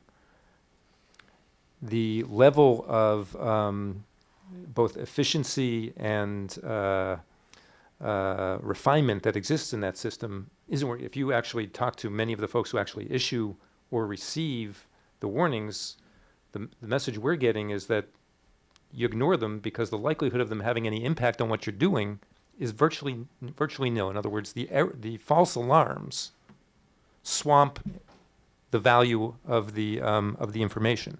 So that's a systemic problem. And how do you then improve the tracking function, not only in the United States, but globally? Because I don't think a system will work necessarily that relies exclusively on U.S. capabilities. So you need to think through the architecture for what the tracking looks like. Then the second thing that Doug is rightly pointing out is, and that's in addition to, from our perspective, what ultimately will need to be something that's not done once the object is up, but before it goes up.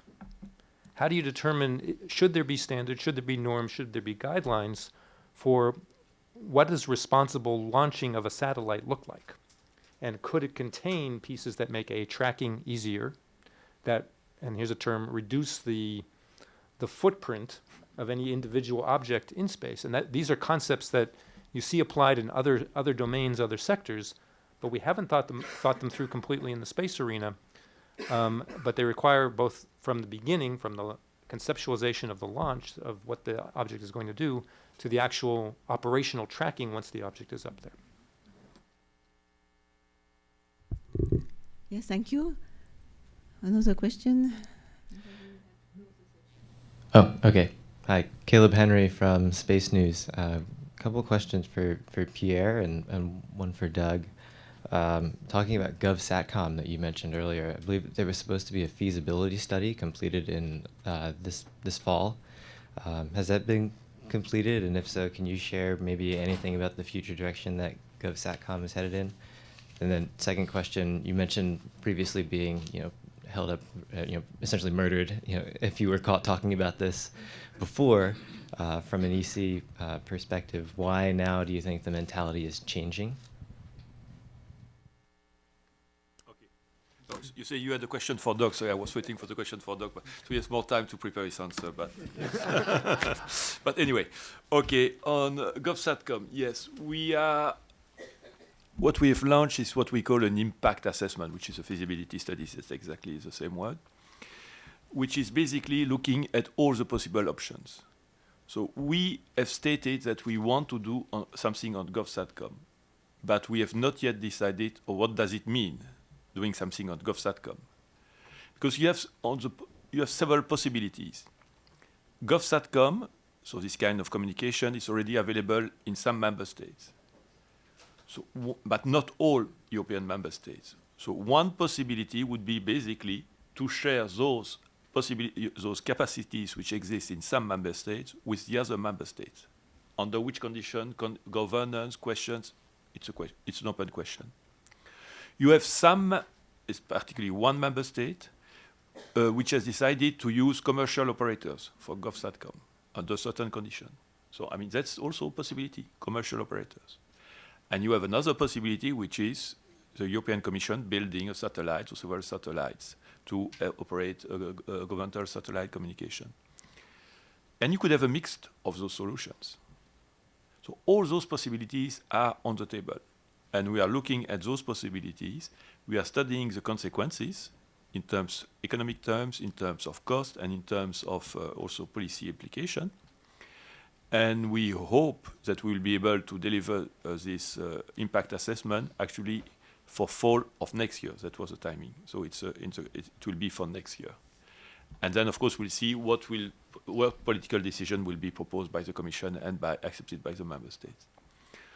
On defense, why things have changed? It's a very good question. You should ask it to the member states, but I give you my personal feeling. I believe for one simple reason, but which is extremely important, which is that public finance in the member states are not so good, not always so good. And spending for defense is very expensive. And if you want to develop new products, new weapons, new even services, but certainly new weapons, it's extremely costly. And to do it alone as a member state is something which is extremely difficult. Possible, but difficult. On the other side, our European industry in this field of defense also has realized actually that if you really want to be efficient, you need more harmonization. You have some armament systems in Europe which are basically the same, but in Europe you have 154 different products specification for basically the same weapon. In the US, you have 7 or 8, depending on the situation, for exactly the same story. Is it efficient? No. And it's not only one example. We have many of those examples where a member state purchases an helicopter, but wants some specific modification. Another member state would like other modifications. And when you combine everything, you get actually the same helicopter, but with so many different specifications that you don't have economy of scale. So there is also a pressure from the industry to say we need to be more efficient. Combined with the fact that member states have less possibilities to spend in the defense sector. And that's why things have changed, because, when you cannot do it alone, maybe it's better to do it together and try to find some way to work together. And you might have seen that a very important member state, and I'm not saying that the other member states are not important, but I'm just saying some important member states like France, Germany, Spain and Italy have signed together a letter to say we want more Europe in the defense sector. And that's basically for those reasons. And in this context, of course, GovSatcom is an important element because, again, it's something which is costly. And, for small countries, developing GovSatcom is something which is difficult. I'm Belgian. When we had the attacks in Brussels, we had a system of communication, a secure system of communication, which was there, which is still there. Except when it was tested for the real during the attacks, it failed. It was impossible for the police forces to communicate between themselves. They were forced actually to use, I'm not going to make any publicity, but WhatsApp to communicate between themselves. Because that was the only thing which was available. But of course, it's not very secure and very safe, especially when we don't know what was going on. But Belgium developing a space governmental satellite communication is very expensive to do it alone.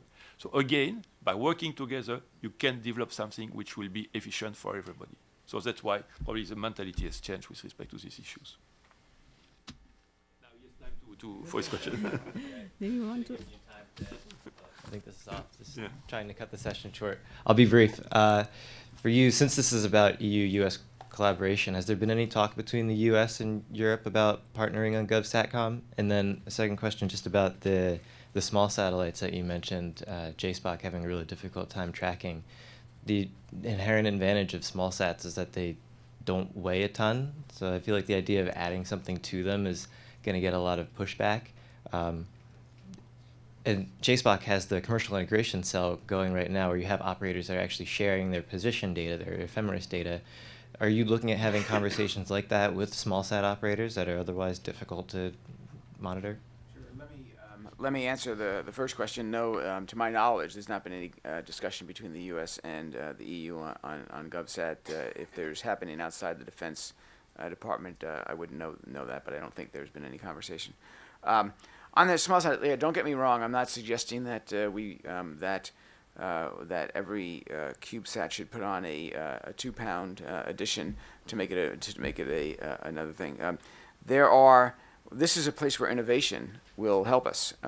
There's been people marching through my office with little tags no larger than the RFID tag in your credit card that say, hey, if you put this on, every time a radar wave hits it, it'll respond back with a far more accurate ephemeris, and it doesn't require any power. So great. That's something that just about anybody could do, and if it was produced in mass numbers, large numbers, then it would be very inexpensive. I don't want to prescribe a solution at all, because there are probably 50 other technologies out there to go ahead and do this as well. But the point is that what we need is aids to navigation in this regard, and there will undoubtedly, just as we have in civil aviation, there'll be some users who will say, okay, you're a small enough user or a non-commercial user or whatever, you don't need an aid to navigation, but then you have to act responsibly. You can't fly in a TCA. And so if you can't fly in a TCA, maybe you can't fly in that waterfront property that I talked about. Maybe you have to fly someplace else. So those are the discussions that need to happen that I think Jonathan pointed to. Those are the discussions that need to happen, not to mandate here's the government solution. It's a ton worth of GPS navigation and communication gear to tell us where you are. It's here are the rule sets that we need to put together. Now let's let the innovative commercial society come up with a solution to that rule set. So, okay. So, ladies and gentlemen, we arrive at the end of this session. I would like to thank all the panelists for their interesting insight, and also the audience for their interest. In this discussion, we have identified potential new avenues for the future, and I thank you for this.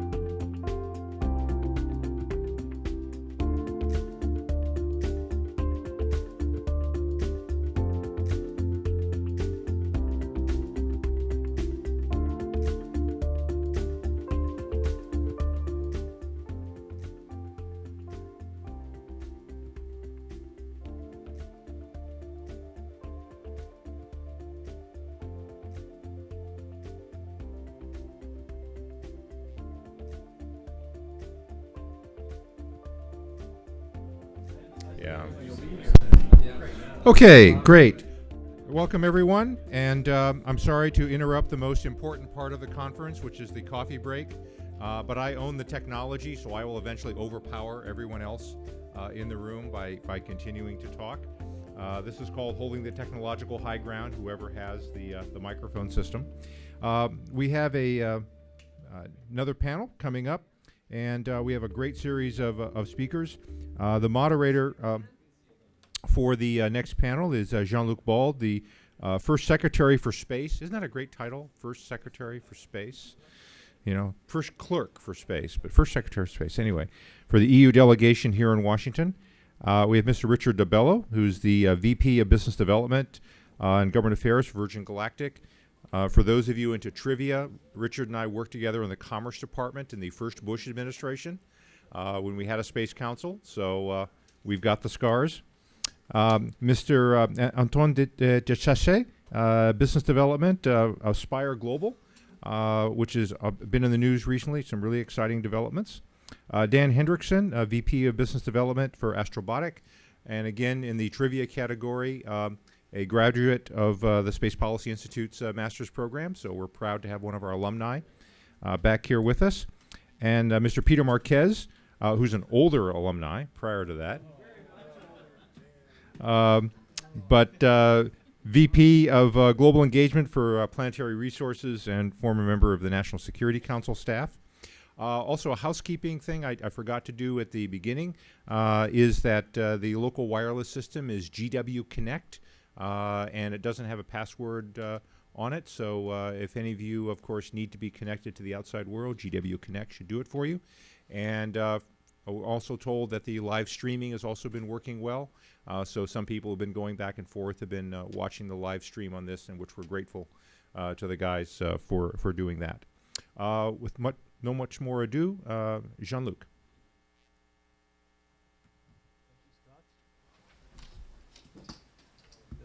Thank you, Scott, for this kind introduction. It's really an honor to be moderating this panel because you heard the previous speakers, and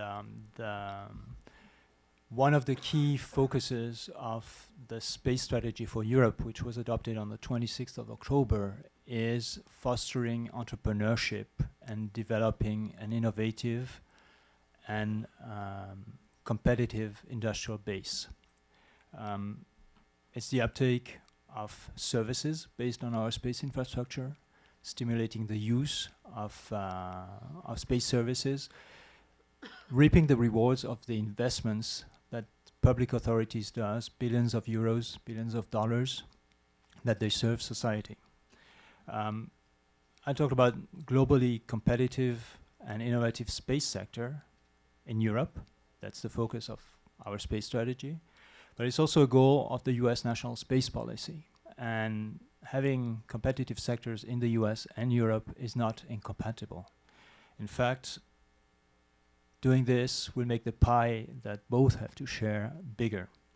The strategy has proposals to foster entrepreneurship and create new business opportunities. And I've been here in the US for almost 2 years. I had the opportunity to enjoy the friendship of the Washington space community. I've been out on the West Coast, seen what's happening in Silicon Valley, in Washington State, in Colorado. And the US has a very unique entrepreneurship culture, a space entrepreneurship community, vibrant, available financing. And this is something that is indispensable for the development of space. This is something that with the space strategy we want to achieve in Europe also. We brought together a great panel. What we wanted to do is have companies which entered space trying to do new things, opening new markets, creating new services, developing new business models, but also companies which are operating globally and have ties with both the US and Europe, which is quite amazing because all of them are fairly new, fairly small when you compare it to the big space manufacturing behemoths, but they're already operating globally. I looked at the CVs, the resumes of the speakers, and it seems like you either have to be an alumni of the Space Policy Institute to do this, or have worked for the Office of Science and Technology Policy at the White House, which is great because they preach and then they go out and they practice. And that seems to be the proof of the pudding has been in the eating. Let me, without further ado, introduce our panelists. On my left side, I have Rich Dalbello, who is Vice President Business Development for Virgin Galactic. Rich, when I find his CV, Rich has been serving in the Office of Science and Technology Policy as director for space and aeronautics before his role in Virgin Galactic. He played a key role in the development and implementation of the administration's domestic and international space policy and program priorities. And prior to that, he was active in the satellite communication area, Intelsat, Satellite Industry Association, and before that, he was also at the OSTP. On his left side, Antoine de Chassis. Antoine de Chassis is the business development executive for Spire Global, who's been in the news lately, and you will hear more about this. He joined Spire in 2015 to develop the weather tracking technology of Spire. And before that, he was the CEO of Astrium Geoinformation North America. On Antoine's left, alumni of the Space Policy Institute, we have Dan Hendrickson. Dan Hendrickson serves as Vice President for Business Development for Astrobotic. So Astrobotic develops lunar payload, a private company, small company developing lunar payload. It's impressive, to say. He was also director at the Aerospace Industry Association, director for civil and commercial space systems. And he developed position papers for input to NOAA, NASA, FAA, OSTP, and Congress. And before his work in the policy work, he was a mission assurance engineer at the Cape Canaveral Air Force Station. And our last speaker, Peter Marquez. Peter Marquez, also alumni of the Space Policy Institute, also alumni of the Office of Space and Science and Technology Policy. NSC, sorry. Yeah. He served just on the other side of the corridor. He is the Vice President for Global Engagement at Planetary Resources and owns Ascending Node, a consulting company specializing in space policy. From 2007 to 2010, he was at the White House and the National Security Council as Director for Space Policy and led the development of the 2010 U.S. National Space Policy. Before that, he was Special Assistant to the Undersecretary and Principal Deputy Undersecretary of Defense for Policy and worked in the Defense Department for several years before. With this introduction, I would like to leave the floor, open the floor for Rich to talk for Virgin Galactic. Good morning. We were asked to do a couple things this morning. One was to give a quick update on what we've been doing as companies, and then secondly, to talk to some of the broader issues, I think many of which were already addressed in this morning's panel, and I think covered very well. So that'll help our discussion. So I think many people already know Virgin Galactic, but just if I could summarize briefly. First of all, there's a lot of great photos and pretty pictures and videos on the website, so if you haven't gone there, it's just virgingalactic.com, and I would encourage you to do so. We have two separate product lines. One is a product focused on space tourism and suborbital research, which we call the Spaceship. It basically is an air-launched spaceship that goes up to about 100 kilometers, comes down, and you get about 4 minutes of microgravity, either for tourists floating around and looking out the windows or for research, for microgravity research. And we already have over 700 people signed up and paid, and we have a NASA contract at least for a couple of research flights. And we look forward to expanding both of those product lines. That vehicle, we're in test for the new vehicle. Last Saturday, we did what's called a drop test, where we take it up to 50,000 feet and drop the spaceship. It glided down, landed at the airport. It performed beautifully. The next step will be to start doing powered flights, and we'll be doing that early in the spring. This is all happening in Mojave, California, out at the test range there. When we move into the operational phase, this entire business will move to Spaceport America in Las Cruces, New Mexico, and that's where they'll do commercial operations. At the same time, we have a separate group of people under Virgin Galactic that are building a small launch vehicle called Launcher One. That team is in Long Beach, California, really pretty much right on the Long Beach airport there. They are developing, we have that will also be an air-launched vehicle that will launch off the wing of a 747. 747 is currently in Waco, Texas, being modified for the wing attachment by L3. We expect to have delivery in the spring, and that program is looking for a first launch at the end of 2017. We already have a number of contracts, including a contract with NASA. Right now, the company has grown incredibly rapidly up to, we are now slightly over 800 people. So it is an exciting time, and if you get an opportunity to come out to either Long Beach or Mojave, please do look us up. Now, to policy, the question I think that was asked was, what can the government do in both internationally in Europe and in the United States to help? And I think, again, a lot of this was covered this morning, but I'll go through my list. Number one is adopting regulations that encourage rather than discourage innovation and investment.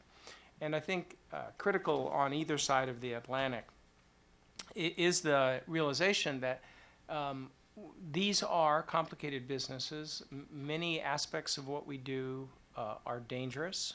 And so having regulators who understand that the point is to encourage, while obviously taking full protection of the public, making sure that the activities are safe, but not safe in the same way that you would fly safely on a commercial airliner. That recognizing where we are in terms of our development, recognizing that people will make choices. People make choices to do things like go hang gliding and climb Mount Everest. There are choices that people will make that we think the government should acknowledge that as an individual choice, but without an attempt to regulate. So having a set of regulations that actually encourage it.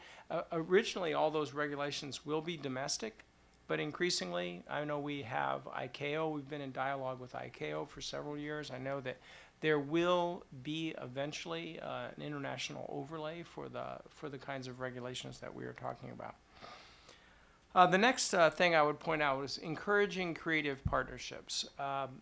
The government has a set of objectives which it needs to fulfill. The private sector is motivated by a different set of objectives, but occasionally there's an intersection between those two sets of needs and requirements.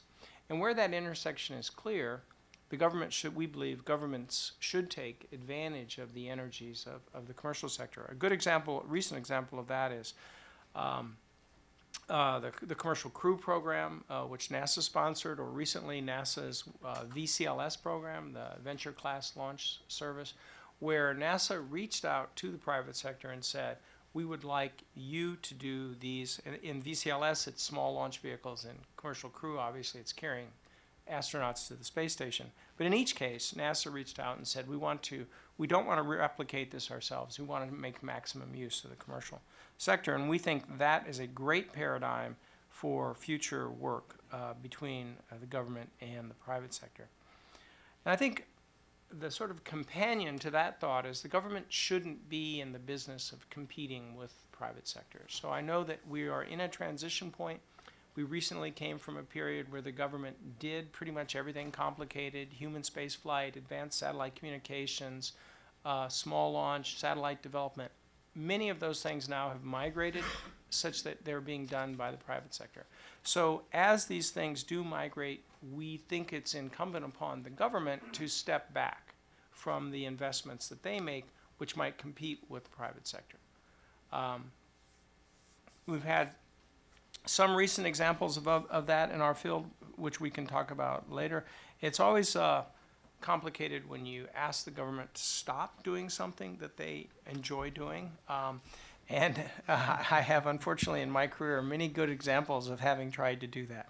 One of the topics that was discussed earlier was the increasing issue of space traffic management and control. A number of years ago, oh my gosh, it must be 6, 7 years ago now, the private sector got together without any government funding and started the Space Data Association. And I think it's fair to say, with all the good work that's been done recently, I think it's an honest assessment is the U.S. government was pretty horrified by that fact. So you had the international community coming together to share information in the interests of all. And I think the initial reaction from governments was, who are these wild men? And whatever they're doing, it has to be dangerous.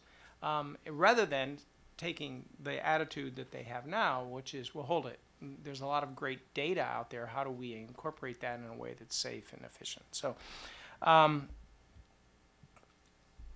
few quick things. Always in the United States, we say simplify the acquisition process. We probably don't have time to go through that in this particular discussion, but we do have sort of two worlds. One is the way the government buys simple things like pencils and computers, and then it has a very complicated way that it buys defense articles. And simplifying that process is really important. Export control continues to be at the top of the list. We made some great progress in the U.S. export control for commercial communication satellites. Really not very much progress at all in some things. In my industry, in the launch vehicle industry, we are still dealing with some fairly restrictive rules and a lot of opportunity for creative thinking there and change. Also mentioned in this morning's session, the issue of space sustainability, rules, where common rules and understanding. I mean, there's a lot of the infrastructure of working together in space, particularly as we talk about increased pace of activities and increased complexity of the object number and type of objects in orbit. And finally, I think a topic that was also mentioned this morning, none of this happens without satellite spectrum. We all love our devices, and throughout the world there's a great demand for more and more spectrum for handheld and other wireless devices. That has put tremendous pressure on the satellite industry and a lot of interest in moving satellite spectrum to terrestrial use in ways that are incompatible with satellite use. So part of our mantra over the years and decades has been, we are unique. Satellite is different, but if you take away the spectrum, then all the magic that we can do also goes away. So I think I'll stop with that. Thanks, Rich. Good morning, everyone. So my name is Antoine, and I can only supplement what Rich just said, so I'll make it a little shorter. Spire was born about 3 years ago, a little older than that, but really as a corporation 3 years ago in San Francisco. And I joined about a year and a half ago. We are designing, launching, and operating a fleet of 3U nanosatellites. For those who are not familiar with nanosatellites, the 3U nanosatellites is about the size of a bottle of champagne. We're moving to Champagne this holiday season. So we are designing and launching this satellite to create a fleet of about 100 of them, constantly orbiting around the Earth. And we are specialized on the collection of RF signals. So we will listen to signals. We have about 120 people, half in Europe and half here in the United States. The company is headquartered in San Francisco. We have our weather group in Boulder, where there's a lot of government research entities and a great environment to develop new weather solutions. And most of the manufacturing is done in Europe, in Glasgow. And I'll get back to this afterwards as what are the benefits for us to go there and operate both in the US and in Europe. We also have business offices such as here in DC and in Singapore. And for the young crowd here, we do hire constantly. So please come see me. We carry a range of payloads, various payloads, always focused on the RF signals. The first one is tracking an AIS payload to track the ship traffic over the oceans. That's a fairly classic application. The second one is the collection of weather data using GPSRO technology.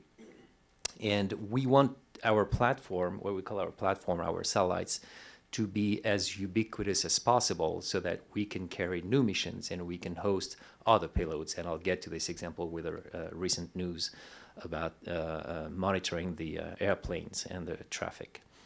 And it's also a good example of international cooperation. We have also invested heavily in the ground segment, all the IT. We have a global ground receiving station network. We've invested in all the technologies from the collection to the processing up to pushing the data on the cloud. And we want to deliver, our goal is to deliver a resilient, we heard a lot of R's, resilient, reliable service to the customers, both commercial and government, with end-to-end solutions. And I think that we talk a lot about the technology, but as important as the technology is the business models we can come up with.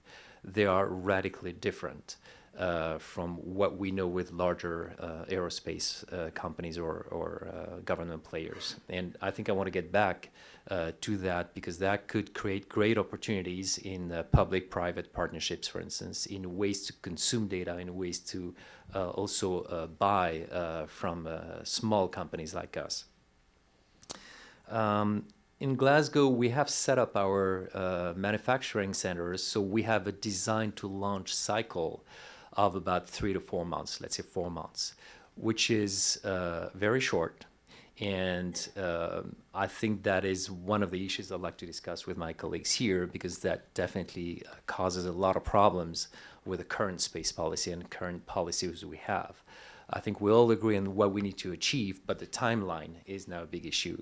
If we need to launch a new sensor, which is something we've done a couple weeks ago, we launched new sensors. How do we go through the regulatory process, all the policy process to make sure that A, we comply, but B, we keep the cycle that is absolutely essential for our business? That's the key issue. When we're told it's going to take a year or 2 years, in a year or 2 years, we'll have 4 or 5 generations of new hardware. I'm not talking about the software. The software is like your app. It's every week. It's all the time where we upload over the air new technology. And that's something I think we can discuss and improve. We have booked launches with our colleagues here and all the launch capabilities that are available around the globe until the end of 2018. So we're booked on all possible launches, and that also exemplifies another business model and example that I want to take with the airline traffic monitoring. Last point is we are privately funded. We raised about $80 million, so it's not a huge amount compared to larger investments, but we're entirely privately funded, which means we need to give visibility to our investors. The visibility, clear regulation environment is very important because they want to know where they're going to go. But it also means that the kind of relationship we're seeking with the U.S. government is one where they will not be long-term investors in our company. They can be anchor customers. We want to have a very good, healthy customer-to-supplier relationship with them, but not them as investors, which was the case when we go back to the imagery model, for instance. So we do finance our satellites, our constellations. We do pay for it. We do operate. We launch them, and then we come up with a service that we hope will be reliable. That also allows us to be much more creative with regards to the business models and how the government can buy from us.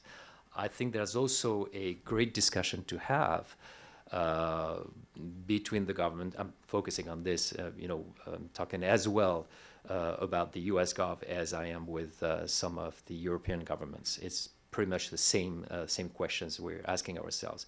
Let's be more creative in the way we can do business together. We think there's fantastic opportunities. A good example is the weather, and I'll stop there. I believe, and we believe that's why also our investors put some money in the company, that the weather services, the weather business potential is where imagery was in 2006, where it was just a small group of mostly government customers, not a lot of applications, And we've seen it explode with Google Earth, with the GPS. Pierre alluded to that this morning. All the capabilities. This is the commercial business that's picked up. We see that happening with the weather services, and I think we're in the infancy of this. In 10 years from now, we'll have fantastic services, much more reliable, where the government and the private sector will play a very different role. So there's room for both, different roles. We are now at a stage where we want to get together and have this conversation to make business happen. This is taking place with NOAA and NESDIS here. I think NESDIS is at the forefront of this discussion. It's taking place also in Europe, and we play a role also bringing both perspectives as a private company. We talk to both and talk to both about the other one, which helps hopefully. With that, I'll leave the floor to my neighbor. Hi, good morning. My name is Dan Hendrickson. I'm with Astrobotic. We're a commercial lunar delivery company based in Pittsburgh, Pennsylvania. If you're not familiar with us, that's maybe not a little surprising because we're true to our Pittsburgh roots. We keep a little bit more under the radar. We focus quite a bit on trying to achieve technically. So it's a big focus on who we are and what we do, but it also kind of has led to a lower profile in the last few years. And I think that's really starting to change. Actually, I have a video that I'm going to ask to be queued up that will kind of describe some of our activities, what we're about, and also some of the partners that we have, particularly in Europe, which makes this discussion all the more relevant.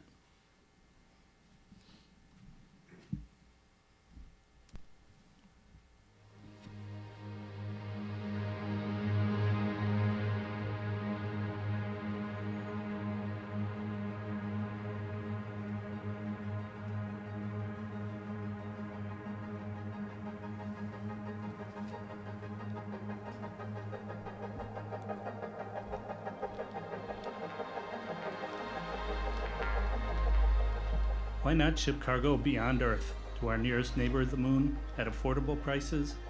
This dream now comes true. Astrobotic, the company for space technology, is embarking on the very first commercial payload service to the Moon. In partnership with NASA, Astrobotic has built a fleet of robots for exploration on the lunar surface. Once launched on its voyage to the Moon, the Astrobotic spacecraft will carry out the first precision robotic moon landing.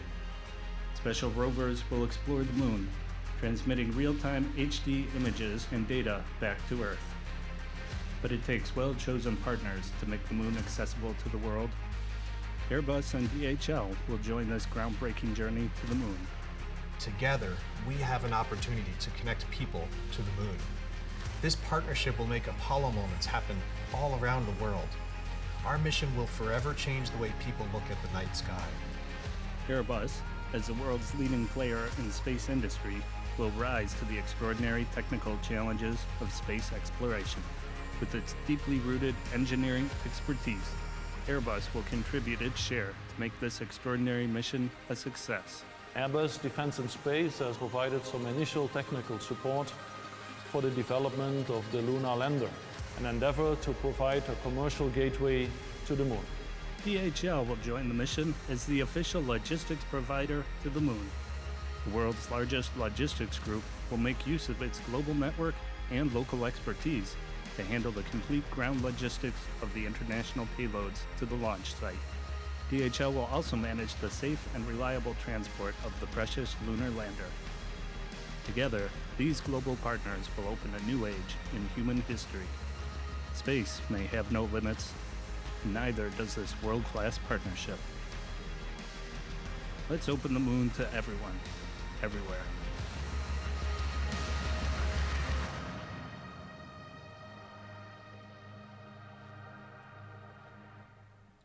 So as you can see, we have some very strong connections with our European partners.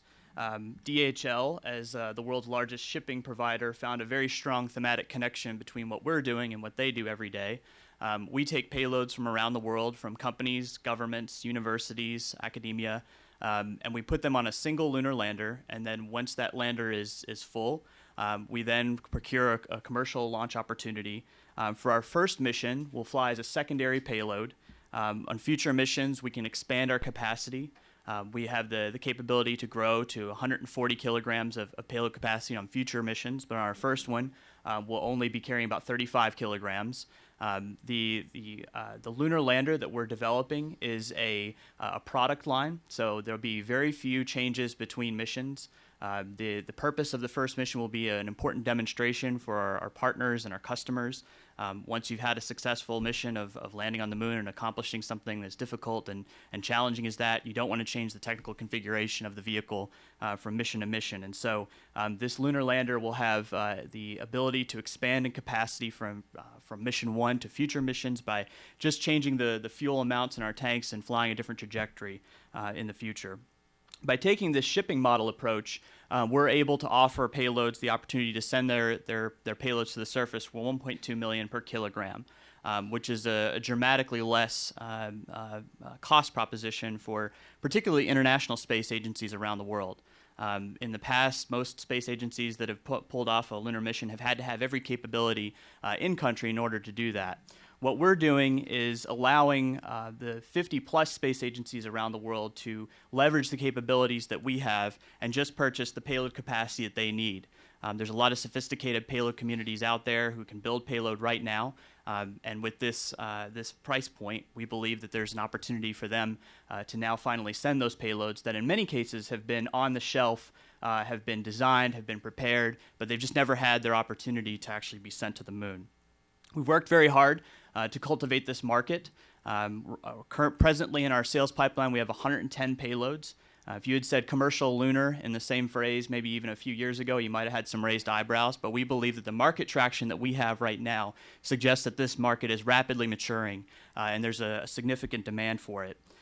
In addition to that sales pipeline, I think one of the most visible demonstrations of our market is the fact that we have 10 signed payloads right now for our first mission. So this is customers who are paying us, who are on the hook, who have contracts with us to deliver those payloads. In Europe, we have 2 payloads that are on board our mission. One coming from Hungary, a private group there, as well as another from the UK, Lunar Mission 1 you may have heard of. They purchased payload capacity on our first mission. We also have an MOU with DLR to identify a German payload that will be on board, hopefully our first mission.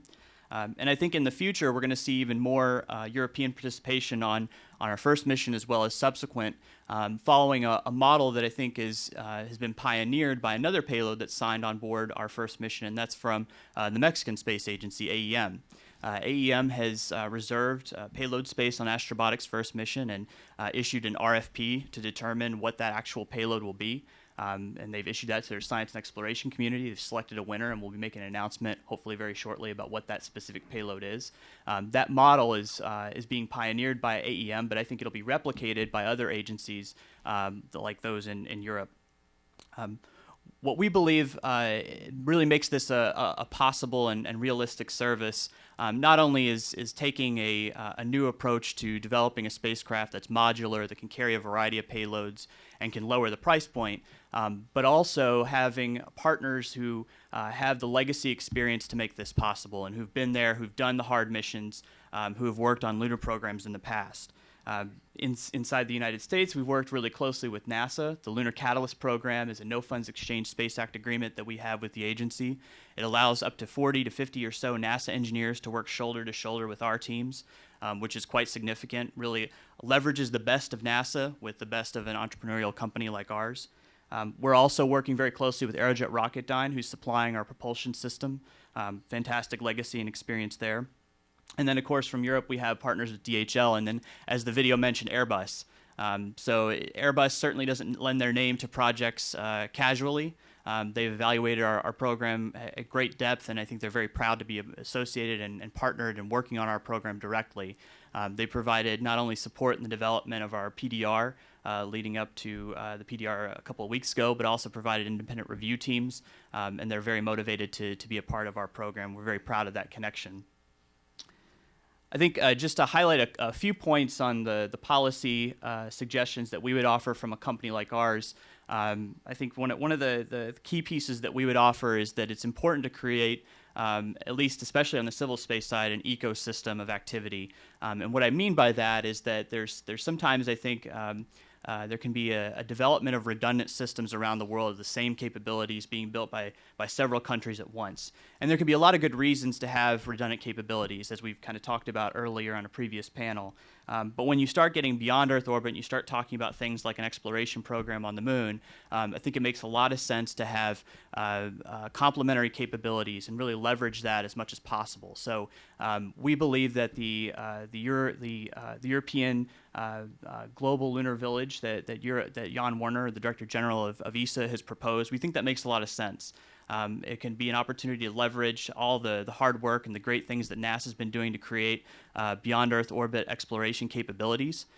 The commercial sector, like Astrobotic, can contribute by offering low-cost lunar delivery and change the dynamic of delivering cargo and the cost paradigm associated with it. And then also, of course, the Europeans, we believe, bring a lot to bear in capabilities of what do you actually do once you're on the surface. There's a lot of really great capabilities that are being built that we're seeing on a day-to-day basis. So why not leverage that into a unified global vision? I think I would also note that it would be wise to tap and capitalize on the innovations that are already occurring in Europe. What we've noticed is in the strategy, for the European space strategy, is that it's noted that there's a very strong desire to stimulate demand for innovative activity. But what we found is that some of those payloads that are in our pipeline, that 110 payloads that I was referring to earlier, many of them are coming to us saying, we're businesses, we have plans, that we can actually close the financial case on what we plan to do on the moon, but we just need your lunar low-cost delivery service. In fact, there's been some companies in Europe that have approached us as well. To capitalize on what they're doing, some of them have actually applied to EU RFPs that actually had nothing to do with the moon, and in some cases were almost not even directly applicable to space, but they managed to kind of push the scope of what they were doing in applying for those RFPs because they saw that as the best possible way to get sort of a stimulus from existing funding. So I'd certainly encourage our friends on the other side of the Atlantic to consider perhaps even very specifically offering the opportunity to fund lunar payloads, to fund activities that, again, fall into that ecosystem of activity rather than just creating redundant capabilities that others have already built. And then lastly, we've heard on the previous panel a discussion and an emphasis on really wanting to have behavioral norms in space. The moon will be the next destination, we believe, as a company, and I think there's others that share that opinion, that the moon makes sense as a logical next destination for human exploration. It's an important next domain of operation. Those that participate in that domain, we believe, are best positioned to help create those behavioral norms. So we would encourage both sides of the Atlantic to really use commercial companies like ours to help establish those behavioral norms so that we all benefit in a significant way. Thanks very much.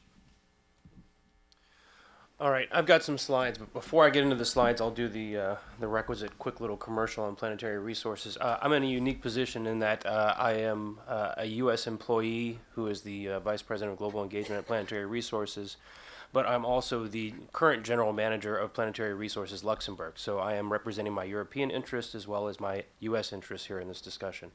Very quickly, Planetary Resources is an asteroid mining company. We've launched one satellite. We have 2 satellites that are awaiting launch as soon as we can get some room at the pad. Those 2 satellites have been built and ready to go. And we'll be conducting our first asteroid prospecting mission in 2020. So we have had the very good experience of dealing with the government of Luxembourg, who has a space resources initiative that they have started.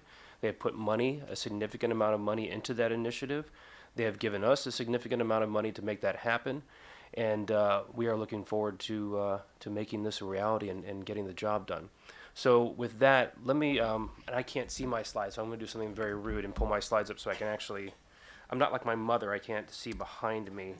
So I'm going to pull my slides up so I know what I'm talking about here. If my laptop will respond.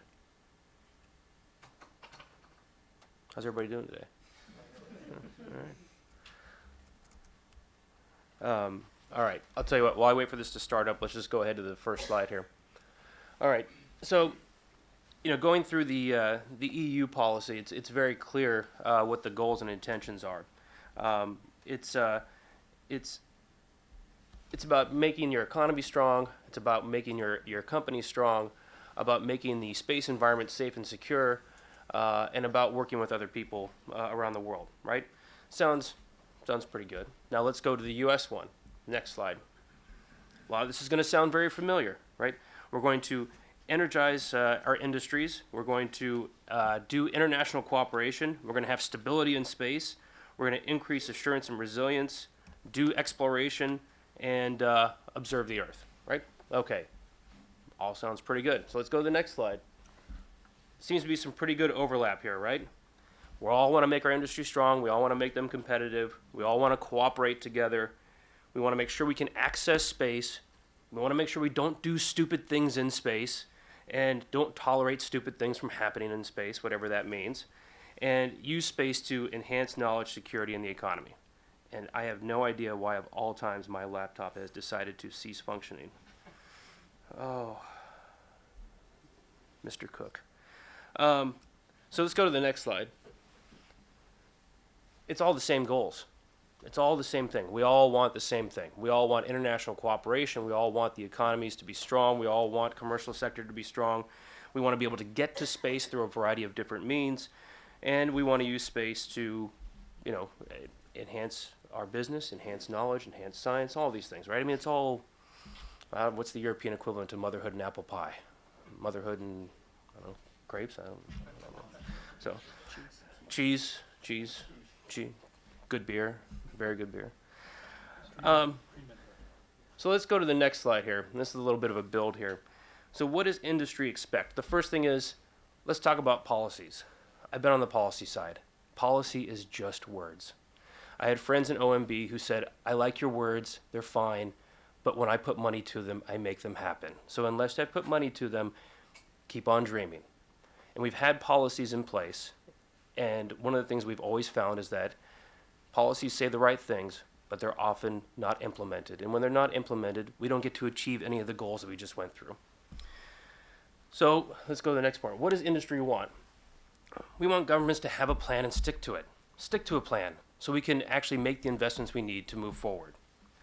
And then the last part there is what Rich said in his comments.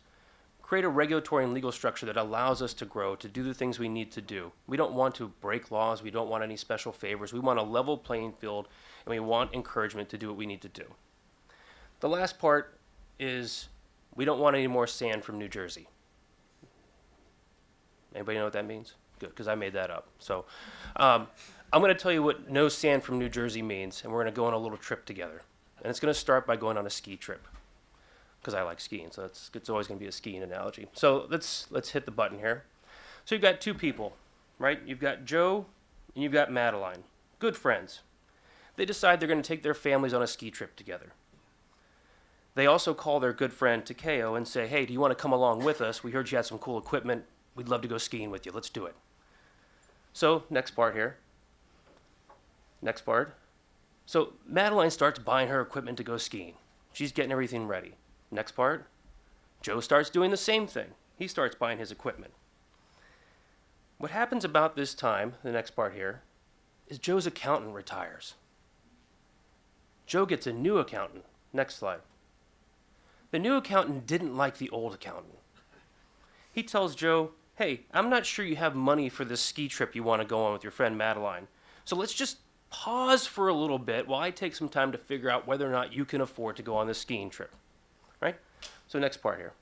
So there's a little pause button here.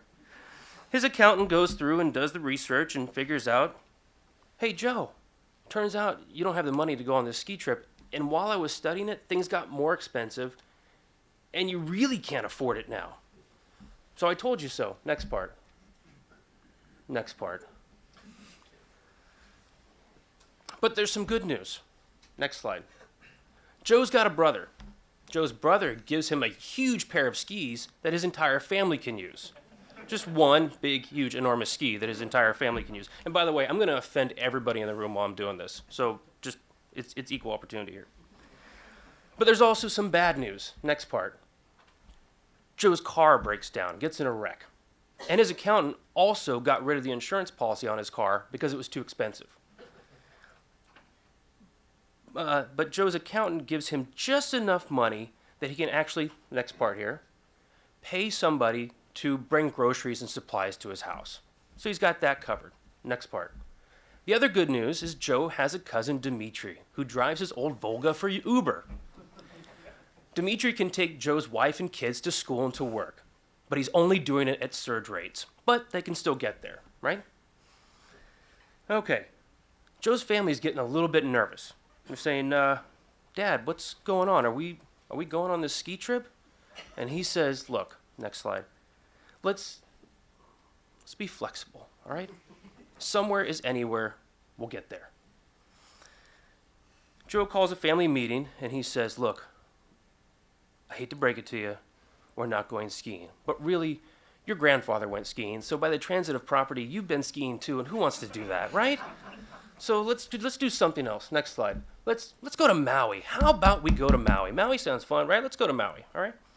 So about this time, next slide here, Joe calls Madeline and says, hey, you know that ski trip? yeah, we're not doing that together anymore. Madeline's a little upset, but she's got a plan. She calls up her neighbors, next slide, and they say, hey, how about we all get together and buy a ski house where we were going to go skiing so we can go back there on a regular basis and stay longer. Okay, they're going to go do that. Good for them. By the way, at this point, next slide, nobody's bothered calling Takeo. He's finding about all this through Facebook posts. Joe gets another call from his accountant, and the accountant says, next slide, when exactly did you think you were going to be going to Hawaii? So Joe has to resign himself to what the ultimate answer is, and he calls the family back together again. Next slide. Oh, next one. There you go. And he calls the family back together again and says, look, we really can't afford to go to Maui this year. I'm really sorry. But I want you to experience the beach. So what I'm going to do is have a bucket of sand brought in from New Jersey so you can understand what the beach is. And eventually we're getting to Maui. Sometimes an analogy shows you how absurd things are. And now imagine being a company trying to provide a service to Joe when Joe started out telling you that he wanted to go skiing, and at the end he's buying a bucket of sand from New Jersey. It's very difficult for all of us to operate and conduct business when we don't know where things are going and they're constantly changing. And change does happen. It's completely understandable. Let's go to the next slide. So, everybody know about science? And, well, we'll skip sand from New Jersey now. I took you on a real weird adventure. So, look, being a little bit forceful here, here's an idea for a plan that I think everybody can get together, and a lot of it already incorporates things that we're doing. So an international activity for the continued cooperation on Earth observation. Those are all things that we're already doing. Planetary science flagship programs. There's nothing left in the U.S. side. We've got nothing else except for the Mars program coming up. It'd sure be nice to have some future successes like we've had recently. Exploration. Let's call Takeo and Madeline back up and let's go to the moon. Let's go to the moon together. Let's use the moon and cislunar space to figure out how we're going to operate beyond the moon and how we're going to operate in Mars. Truth in lending, free advertising for my company. Start utilizing the resources that are in space. I think I know a company that can provide those so that you can live on the moon, so you can live in cislunar space, so you can actually refuel and do things on Mars. On the security side, now we're talking about full national, international policies here.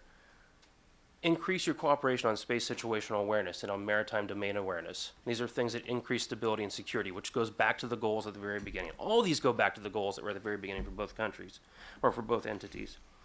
And then on the economic side, we've talked about Galileo and GPS. Let's continue working with QZSS in Japan and the US and Europe on PNT activities. And let's create a legal and regulatory environment that enables new launch options, space tourism, resource mining, all of these things. So here's the last part. How to achieve success. I think we know the first part. We're all here. We all talk together quite a bit. But stick to the plan. Get a plan, stick to it. And if you're going to change the plan, let us know. Nobody likes surprises unless you're the Soviet premier. Nobody's watched Dr. Strangelove. Yeah. Yeah, next part, 2D, all right, yeah.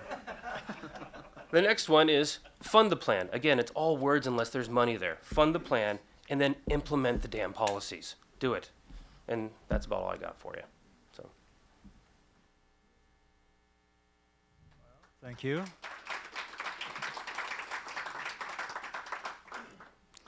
So to sum up the panel, before we open the floor to a few questions. I'd like to hear you sum up the panel. What is Dimitri doing? The what? Dimitri, the guy who provided services. He's driving Joe's kids on his Uber back and forth in his old Volga. Yeah. So he's the only one happy in there. Well, he's making money. He's doing great. Yeah. Well, it's kind of hard after the last presentation to put it with web stream. So I have to be careful in my choice of words. The relationship between what I take from the four panelists, the relationship between governments and business is multifaceted. And the last point really illustrates it. They need each other, so we count on businesses to innovate, do new things, create jobs, growth, and help us.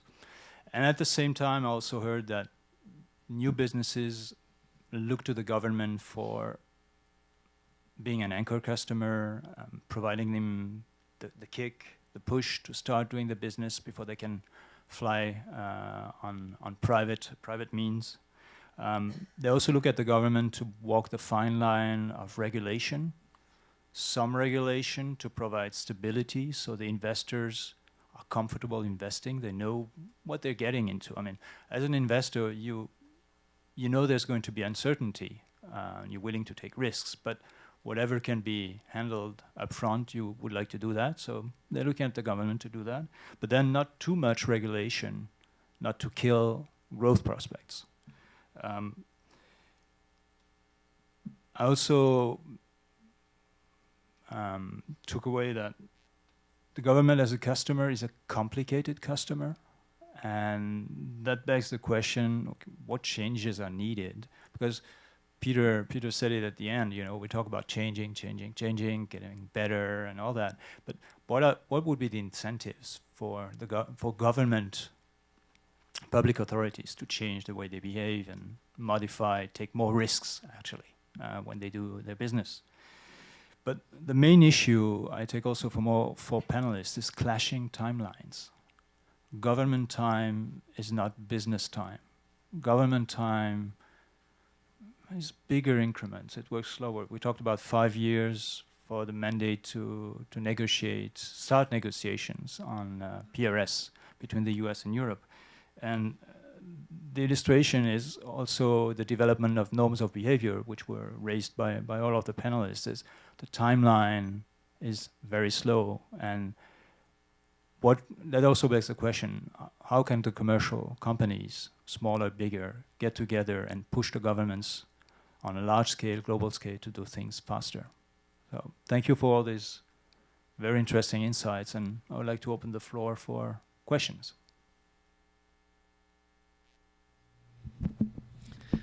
Thank you. Very fascinating panel. Steve Brody from ISU, the International Space University. A quote comes to mind in line with some of the comments, and that's from a Kevin Costner film, Field of Dreams. If you build it, he will come. More broadly, as many the space program has wrestled with the idea, what comes first, the technology, and then obviously the users will come, or you need to do this because we have this need, so develop the technology. So would anyone like to comment upon, each of you are in a mode of building something because the user will come. Is there anything that you expect or could project could potentially happen to totally turn around whatever the fundamental structure you have right now that is giving you the confidence that they will come, so to speak, the users? If I turn turn around, do you mean what would make it happen or what would make it not happen? Oh, well, that's easy. All of us are, I mean, that question's easy. I mean, all of us are doing things which are highly challenging and, you know, very complicated technically and addressing markets that need, I actually prefer, rather than the Kevin Costner quote, I prefer the Steve Jobs quote, which is sometimes the customer doesn't know what they want until you show it to them. And so I think we're all in the process of actually showing customers new ways to think about the world. And so, I mean, that's the process that we're trying to do. We've gotten tremendous response for our concepts. I mean, the concept of space tourism, the concept of small satellite launch, tremendous response, positive feedback from the marketplace. Once we're there technically and in service, and hopefully in 2018, you know, again, the validation will be people showing up with money. So, I don't know.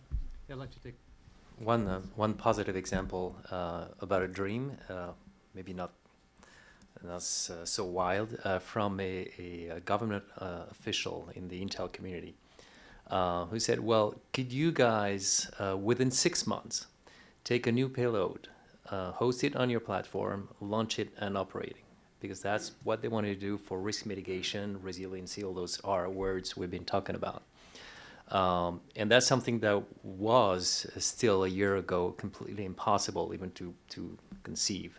And getting back to the example that Jean-Luc mentioned, that's what we want to demonstrate with this new opportunity that comes from a regulation. So it comes from a law and a regulation. It creates new business opportunities where the International Civil Aviation Organization says by November 2018, you need to monitor all aircrafts flying with a position every 15 minutes. So it's a revisit time and it's a latency that just cannot be achieved right now. With a European partner, large aerospace company, I can't say the name now, but it'll be published soon, came to see us, a U.S. company, because the environment, the business and regulatory environment was very favorable. They didn't see any ITAR issue, any problem to do that.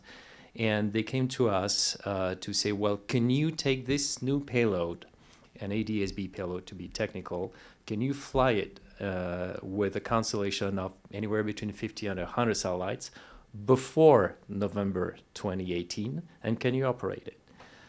Which answers the question this Intel official asked me, can you do that and deploy within 6 months to a year a new payload on a new constellation? And that's what we're going to do for a commercial application where regulation created the opportunity.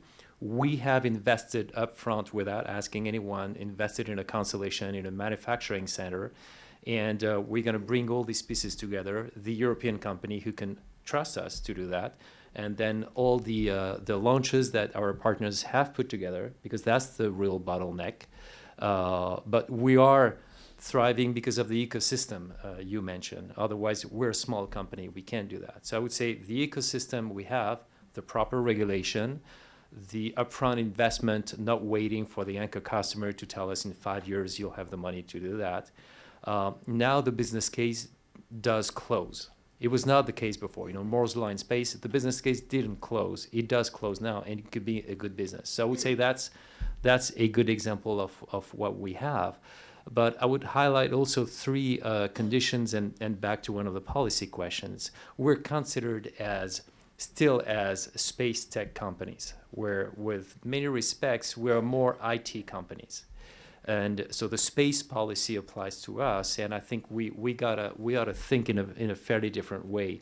Why? Because when you look at the IT industry, all components are standard. Standardization is essential in our business. That's what we try to do, not creating anything fancy each time we iterate. So standard is one. Standard comes from also the sourcing is by definition global. We need to buy from any country, whatever standard component we can integrate. So it's global in the business, global in the sourcing. It's standard because that's what we work with, the form factor. And it's also an industrial process.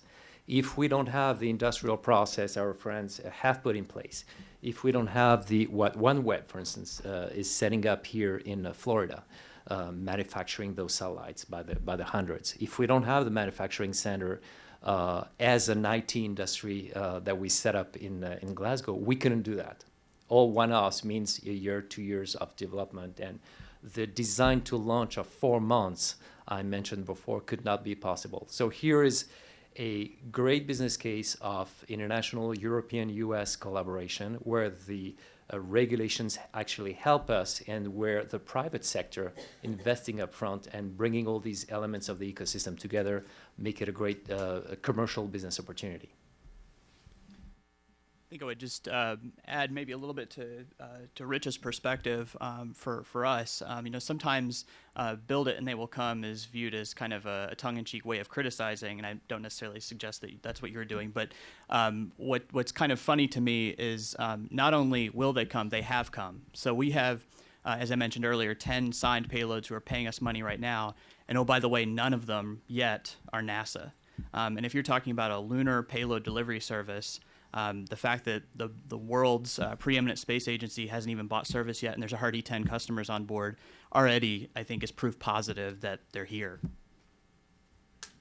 Yeah, and then from our end, look, the thing that would make it not happen is if we finally decide as a species to stop exploring. So.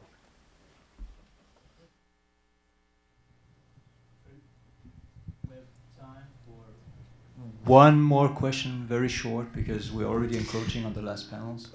Hi, I'm Jarita Holbrook. I'm the AAAS Science and Technology Policy Fellow at the National Science Foundation. And because I'm an NSF, I want to know, did the U.S. government have a role in funding your early efforts at building your company? I hear that you're saying that they're a customer sometimes, but did you get some sort of seed money from the government? Easy question to answer for us. The answer is no. Nope. Not for our lunar payload delivery service. We are a NASA contractor and develop technologies outside of that mission, but not for the mission itself. For us, the answer is no and yes. We don't take any government money as a company, but a lot of our engineers spent a long time training at NASA and training at JPL and other places. And if they had not had that training, we wouldn't have the company that we have. With that, I would like to close the session. And please join me in thanking our panelists for this excellent presentations and lively discussion. Thank you.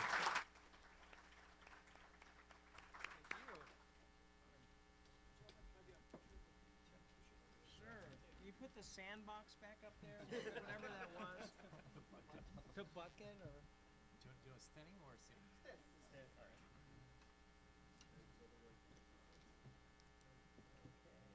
Chairs back.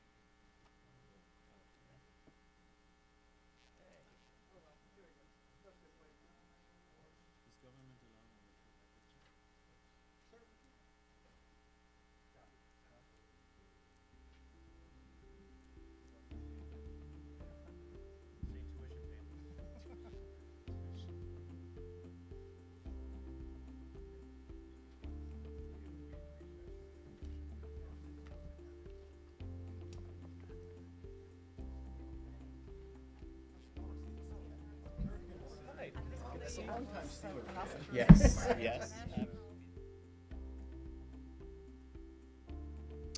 Jean-Jacques? Jean-Jacques?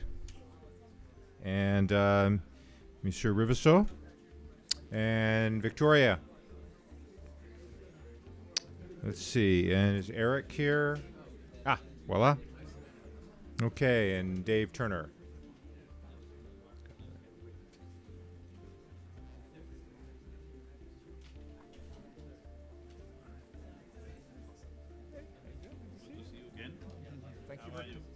Thank you for coming. Interesting time. Oh, never dull. Yes. Yeah. Boeing certainly.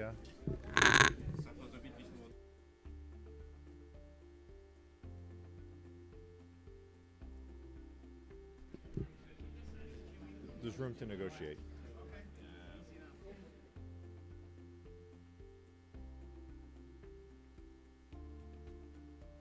Okay.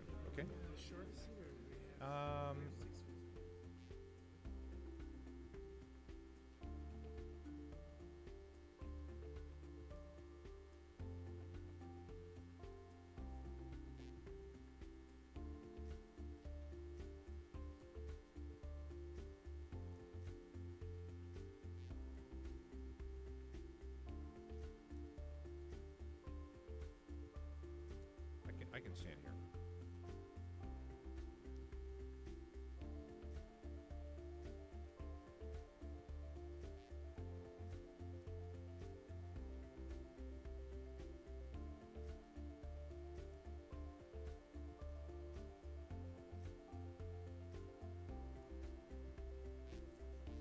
I'll just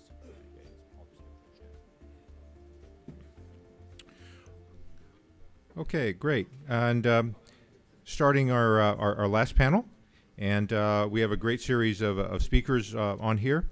I won't spend a lot of time on their bios, but I also wanted to send a special welcome to Mr. Francois Rivesseau, who's the European External Action Service Special Envoy for Space. So we spent a lot of time working with him, of course, on things like sustainable activities in space and European Code of Conduct and other activities where space and diplomacy come together for Europe.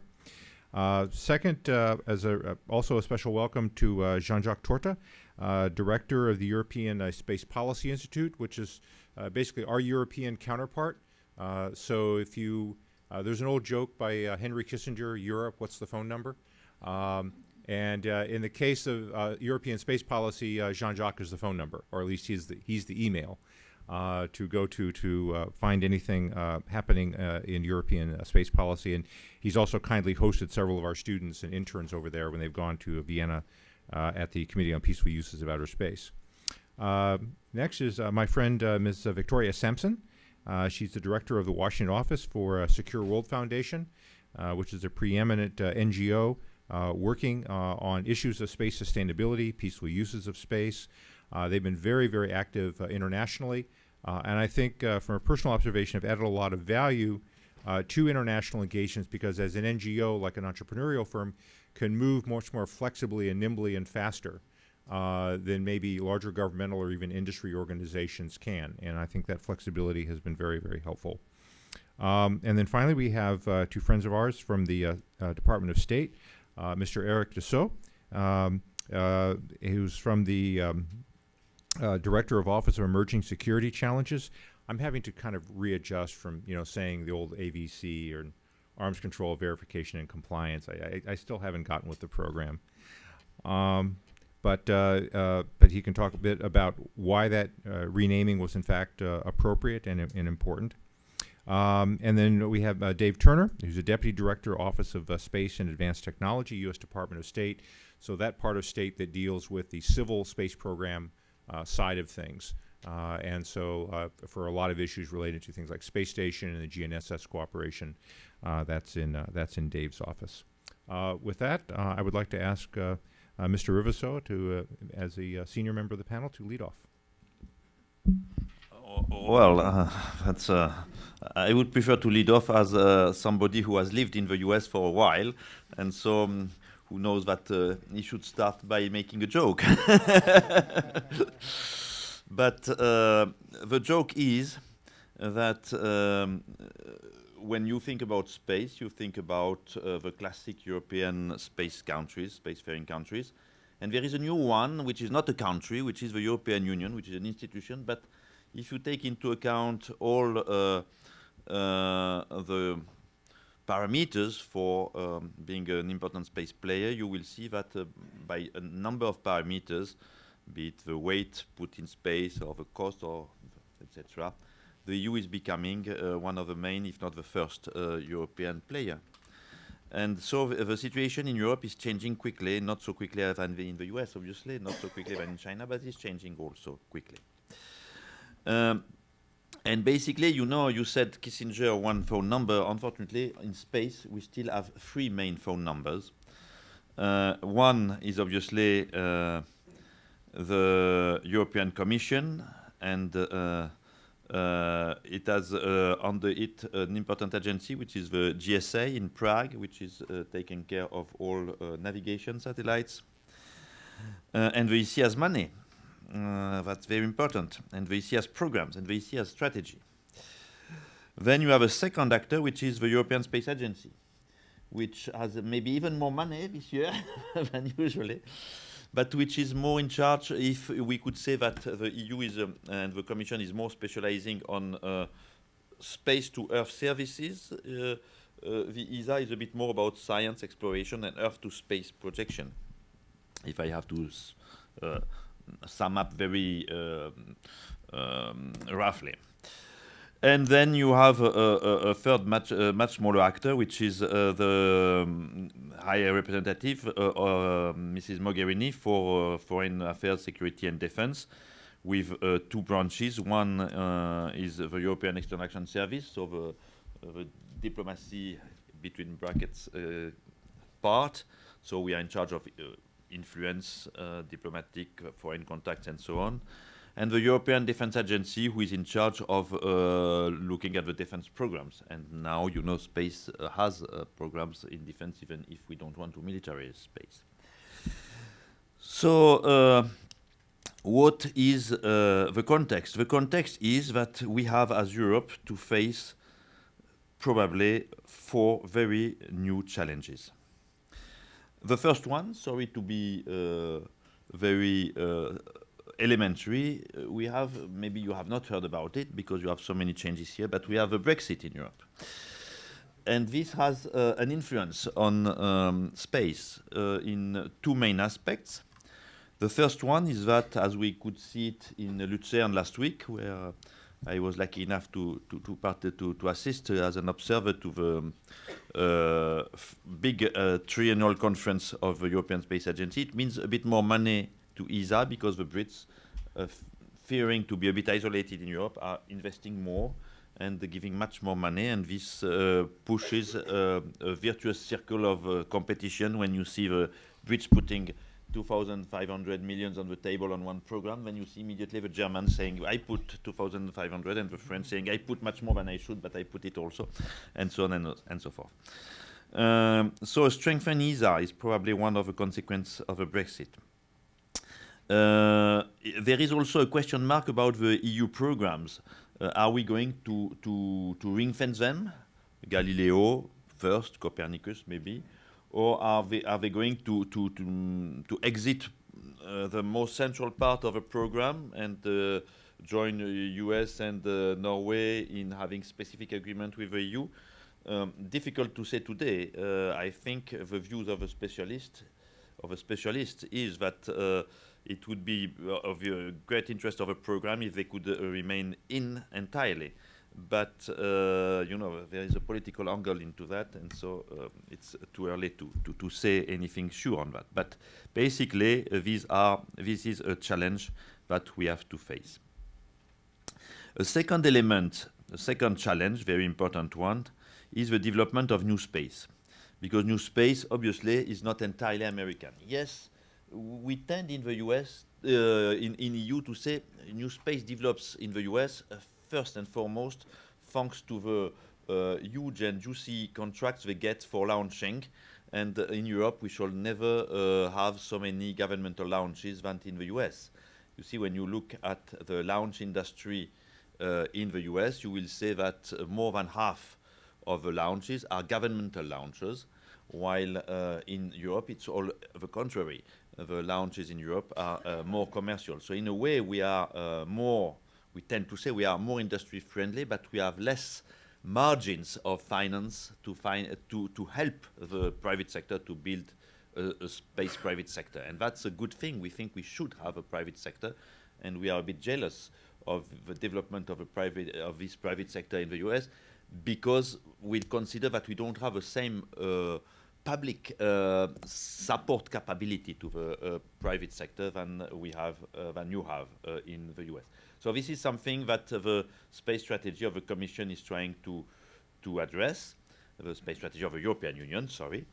And we consider that this is a key element of what we have to develop. Obviously, the vocation of the European Union, we are stronger when it comes to establish norms. That's one of the good specialty of the European Union, and we hope really that we shall be able to get the European member states and the EU Parliament and the Council to accept a number of new regulations which should help us emulate and cooperate, because the subject is how to cooperate, to have a private sector which could cooperate more usefully with the US one. This is a second fundamental change. A third fundamental change is that we have to develop now the relations between Europeans, I say on purpose Europeans and not the EU, Europeans and third countries, because the world is changing also beyond the transatlantic world. And there are now a number of countries developing their space industry, and as Europeans we have to develop systematization to build up a diplomacy which would not only encompass cooperation on services, support to the development of what we called in the past developing countries, but also to establish sound, solid relation with a space in diplomacy for space, which has to be a common diplomacy between Europeans, between the European Union, but also taking into account all what is done in ESA, which has a very extended network of technical relations. And this is important because we shall have to address a number of challenges in the future years, not only those who have been already alluded to, but in terms, for example, of space station exploration, in terms of where should we go next in terms of research and development. Here are very important points. And in research and development, that the new decision by the European Union about the European Defence Action Plan, Pierre has talked to you about, are now helping us to get a small, yes, ridiculous but by US standards, but however significant by European standards, amount of investment for subsidizing EU space research projects. ESA has also gotten interesting allocation. And let's be clear, till September, everybody was talking Mars, Mars, Mars. And now we see that there is a reflection in the US which could develop. And the reality is that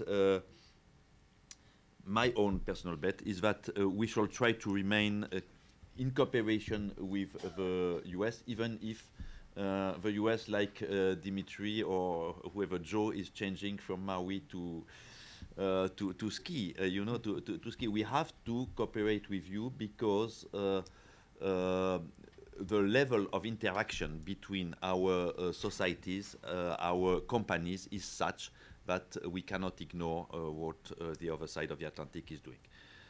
This doesn't mean that we advocate for change. As you know, if we want to succeed, we have to be consistent, and the transactional changes, the hidden costs of changes have to be taken into account.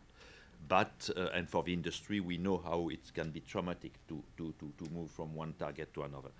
But basically, what is sure is that we want to continue cooperating with the US on all that, and this means that we have to develop common new approaches, and this is a challenge for us, the third challenge.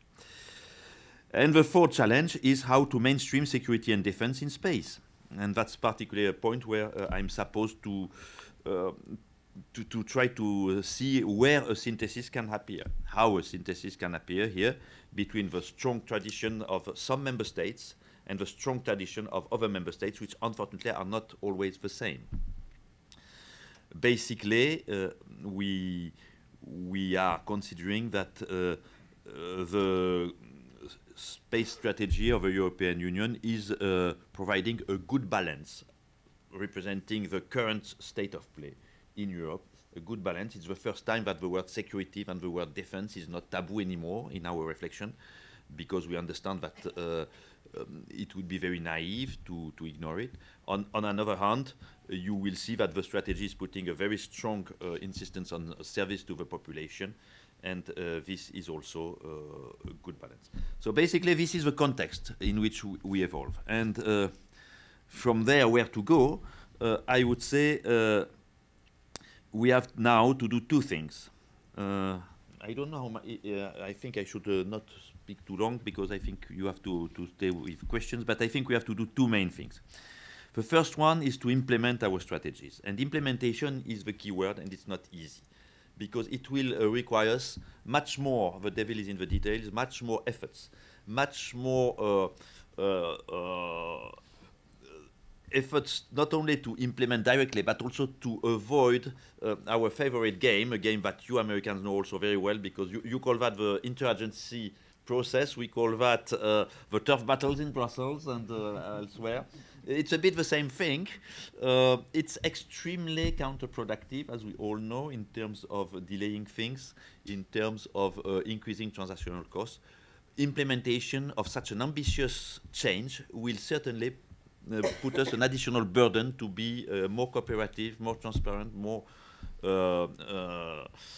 user-friendly to each other than we have been in the past. And this will be the challenge, because if you think, for example, about the programs you have heard about, from GovSatcom till next program about Copernicus, or evolution of Galileo, or SSA, SST.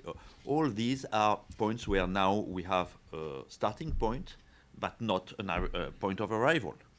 And we absolutely need to define this point of arrival in a context where, as I said, there are more and more question marks than before. And I would say if you think about the context in the US on one hand and on the European side on the other, you will see that the number of question marks that we have on both sides of the Atlantic is higher than it was. So we have also, and this is the challenge of implementation, to operate in an environment which is less certain than it was, let's say, even last year.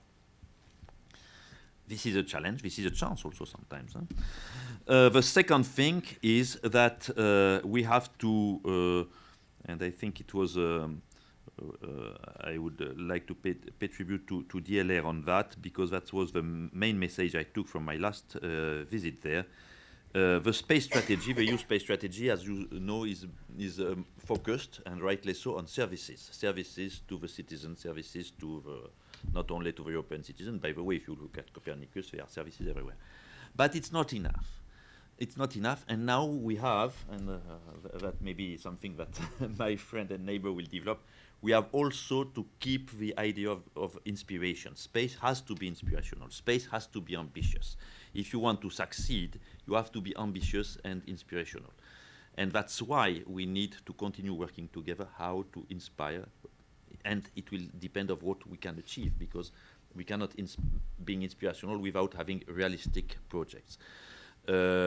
Last point, I think we are really trying to reorient a number of young people in Europe towards space, as you do here in the US. Because I think when you look at the development, for example, of a cyber economy, it is obvious that the cyber economy is more and more connected to the space economy.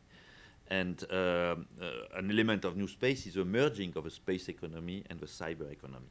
And this provides, probably, for all like me who have children who arrive at the age of entering in the market force, it provides really a new momentum behind space and activities. And I think that's why we need to be inspirational, but we know that in Europe there are people who will be able to follow and to be inspired. We are not preaching in the desert. Thank you very much for that. Yeah. Well, thank you, François. So now my challenge is to be inspirational. Yeah, exactly. Raise the bar pretty high. But first of all, I would like to express my thanks to the organizers for the invitation today. I had the chance a few years ago to be part of this local Washington space community, and I enjoyed very much the friendliness of the relations that we had here. So I've been away for a while for other activities where international relations were not in my portfolio. But I'm very happy now as director of SP to be given a chance to reconnect to a number of familiar faces that I see in the room, and even more happy to be given the opportunity to connect with even more new faces that I see as well. So the EU-U.S. Relationship in space. First, it's a long history. If we consider the past international collaborations that the U.S. had with other nations, if you add up the collaborations with ESA together with the collaborations with all the European individual member states, by far Europe is the first partner of US in space. And we could see it also the other way around. If you considered all the collaborations that Europe or European member states had in space, by far US is the first partner, not only from a quantitative but also from a qualitative standpoint. And this shows that we are certainly the best partners in space, also I would say the best competitors on the commercial markets. And this creates very strong ties between us. But if we have collaborated, I would say that I would like to highlight that we have collaborated on the basis of programs. And now this panel here today is not about programs, it's about security. And okay, maybe time will come where we will consider joint programs between US and Europe on specific security issues, but let's keep it or consider it as a medium-term perspective. But for the time being, what we certainly need is to talk, is to exchange, and is to improve mutual understanding. And for that, I think we need to invent a renewed institutional relationship between EU and US to discuss security issues. So I would like to salute the effort made by the European Commission through its space strategy paper addressing the security or space security related issues, but I don't believe that it can be considered as something equivalent to what the US have produced through their national security space strategy, and I would say developing and improving mutual understanding is also a matter of not only knowing what are the regulations on each side of the ocean, but what is the rationale behind. And on this, I think that there is still some room from improvement. Now, security in space is definitely an international matter. And the forum that we have to discuss such issues is, at least for peaceful use of space, is the COPUOS.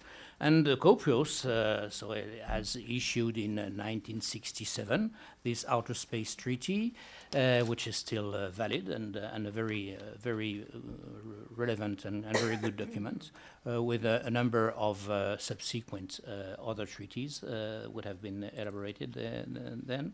And in the field of security, I would like also to mention here the IADC initiative on debris, which is a non-binding measure, but has the merit of being there, as well as the creation of the group of global experts that have proposed the transparency and confidence building measures, which are all good initiatives. On the sad side, I would say the rejection of the Code of Conduct, which was a ill-fated initiative, is something that we would also need to further reflect upon in the future. But over a period of 50 years, I would say more than half a century, I think that everybody will agree that this was not a frenetic activity. But by saying that, I do not want to disregard what the COPRIOS is doing. COPRIOS is definitely a very useful forum to discuss, to exchange, to also educate the newcomers, explain them what it is about to become active in space. But the question is that now we are facing a situation which is evolving at a very fast pace, which cannot compare to what used to be the case over the last decades. And the question is whether to decide or to make our mind whether or not this an organization like COPRIOS will be able to keep up with the fast pace on which we are getting, because we have a number of issues at stake. And the main objective, and I think there is a strong consensus around that, is to ensure that space remains accessible and safe to operate for the next generation. This is quite clear. And what makes it critical is that we are right now realizing how much space is a fragile environment and how much space is not unlimited. I would say the previous generations were lucky enough to consider that, for instance, the oceans could be dealt with as unlimited resources. But now that we are realizing that they are not, it changes a number of things in the way we internationally deal with the exploitation of the oceans. And I would say it could be something similar which happens in space. Previously, space was considered as infinite. Now we know that it is not, and this changes everything in terms of international relations. Because the fact is that the situation is deteriorating. I will not elaborate on that. Everybody is convinced of that. And new space, I'm a great fan, I would say, of all the new space initiatives. But new space comes along with new threats. And this is something that we have to account for. The spectrum management, space situation awareness are becoming increasingly critical. And the question is to devise whether or not they will need to make them evolve towards something like a space traffic management, just like we did for the sea transportation. It took centuries for that, or for the airspace. It took decades for that. So the first question, do we need to go in that direction, and how much time can we afford for that?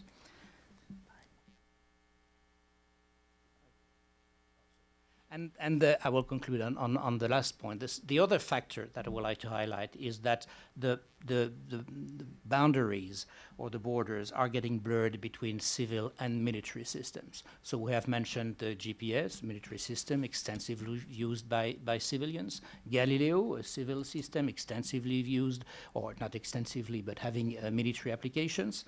We have also, this is also a consequence of the strategic approach of many nations to get, I would say, greater independence or autonomy through civil systems. This is also a consequence of all the PPP arrangements for governmental applications.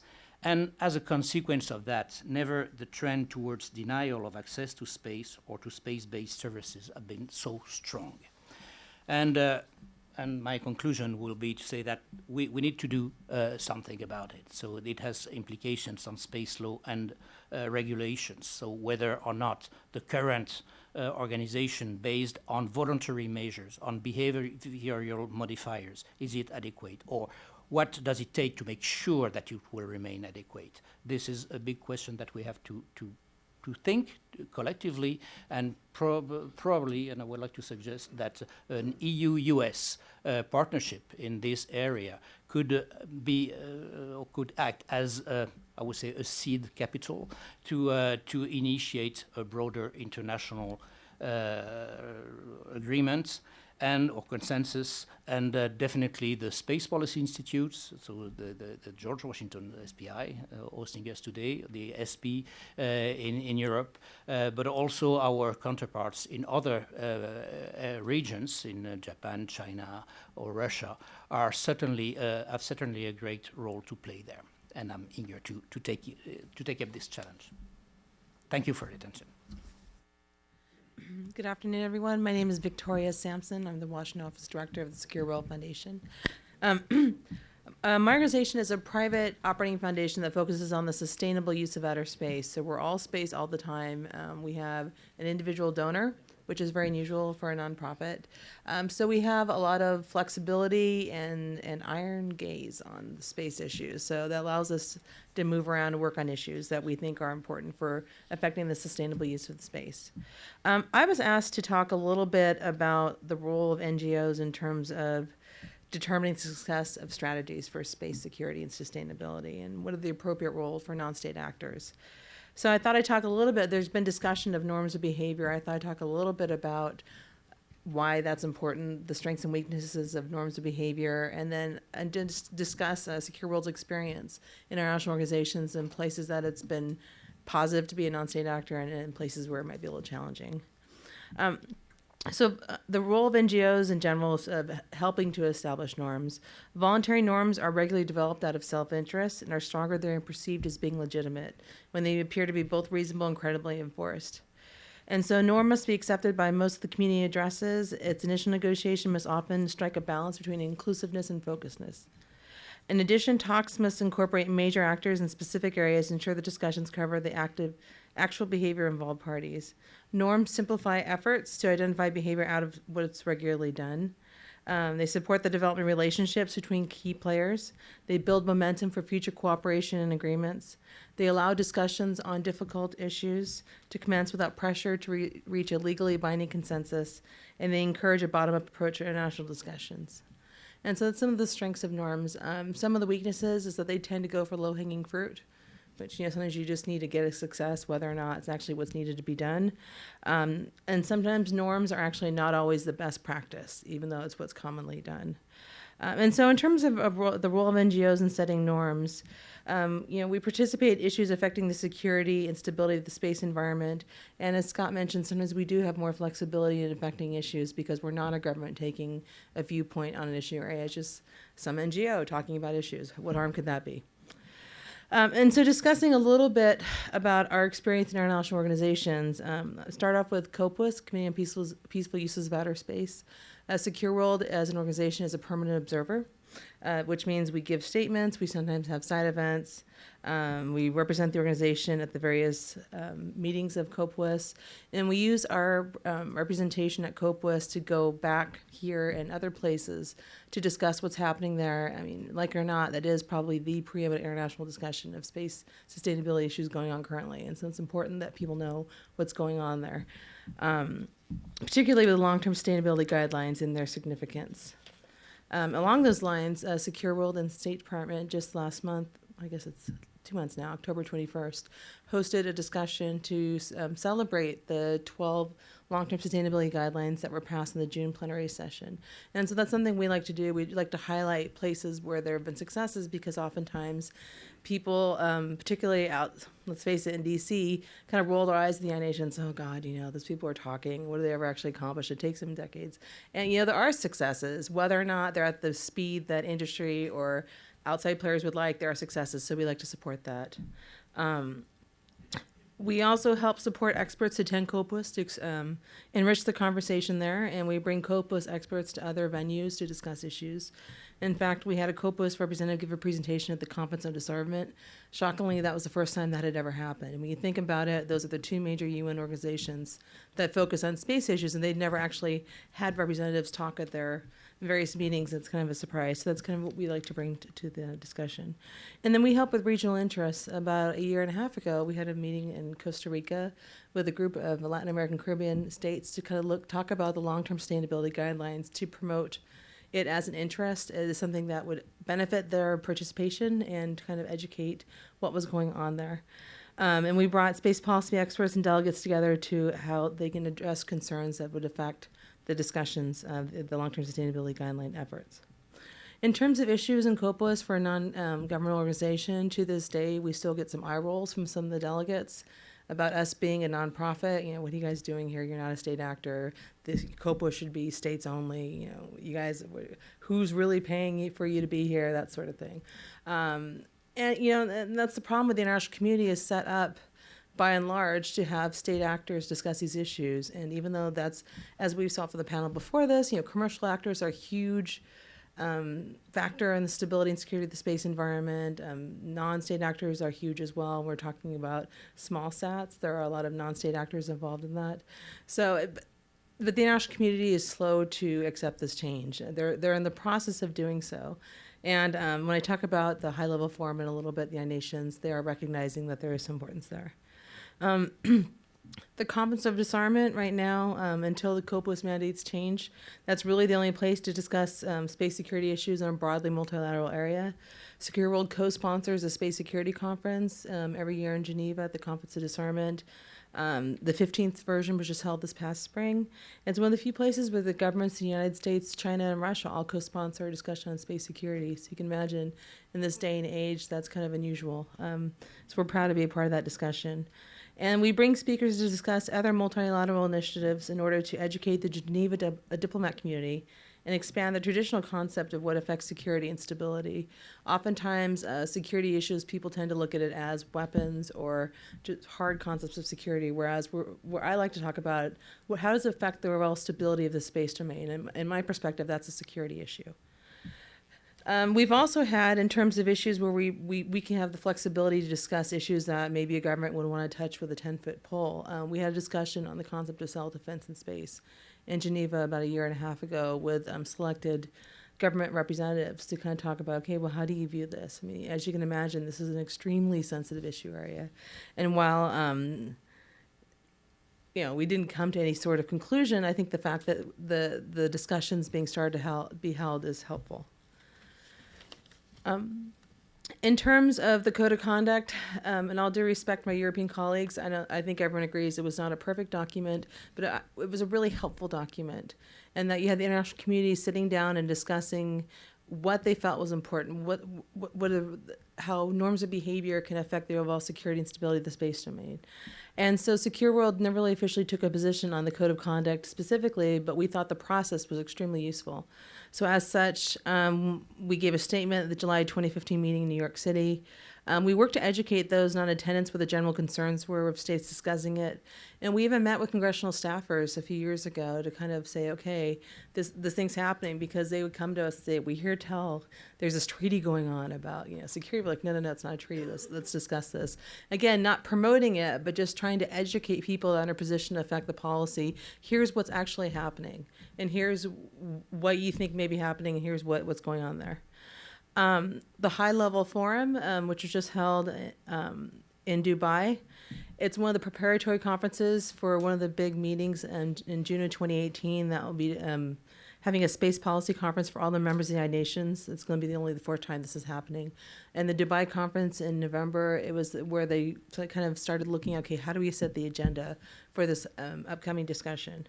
And basically the previous conferences set the COPUOS agenda, and this high-level forum, they had the Dubai Declaration that was released just a couple weeks ago.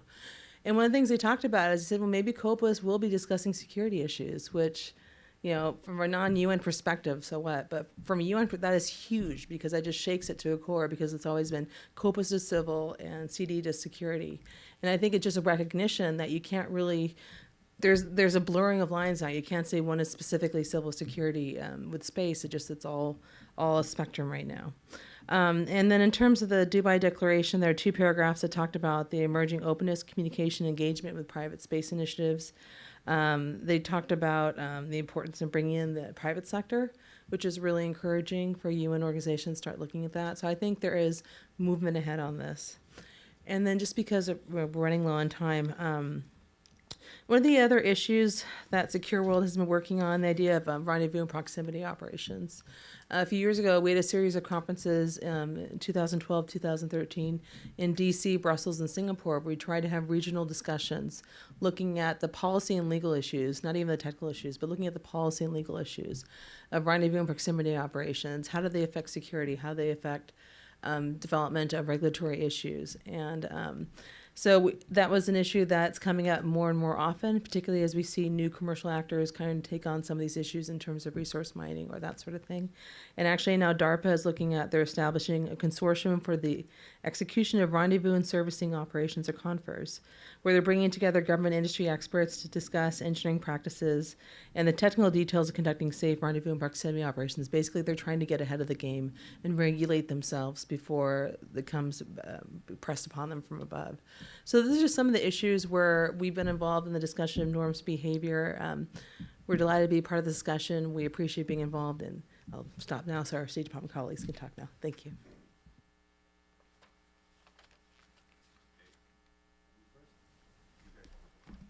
Okay. So I've been spending most of my time crossing things out here because so much has already been said and we're running out of time. But I'm also aware that I'm in Peter's seat. And even though I didn't bring a bucket of sand with me, and in fact, I think in part our job is to make sure that nobody gets a bucket of sand, I did do some PowerPoints because I haven't always been a diplomat. But I'm going to go through these very, very quickly so Eric has time to say something as well. So obvious to everyone here, the outer space environment has changed quite a bit in 50 years. And for us at the State Department, our approach to addressing the challenges that have been created is to encourage nations to adopt approaches for responsible activity in space. For my part of the department, the focus is the COPE-U.S. LTS guidelines, which several people have already mentioned. So we go to the next chart, please. So let me just say that the guidelines are the result of 5+ years of work. Many people in this room were involved in the details of that work to a degree much greater than myself, so I don't want to go into any detail there. But they encompass all activities in space. I put some categories that the guidelines fall into here on this chart, including one that I'm going to come back to, which is the national supervision of space activities. Let's go to the next chart. So we, the U.S., will continue to work with COPE-U.S. member states to agree on additional guidelines, hopefully, in accordance with the revised LTS work plan that was adopted in June of this year. In parallel with that activity, we, the United States, at the national level, will work to implement the 12 guidelines we have, or in many cases, I would argue, continue to implement things that we already do as the United States. Next chart, please. Which one is this? I think I just basically talked through that one as well. Let's go to the next one. In fact, skip the next one. Victoria mentioned the event that we held, thanks to her and many other people, on October 21st.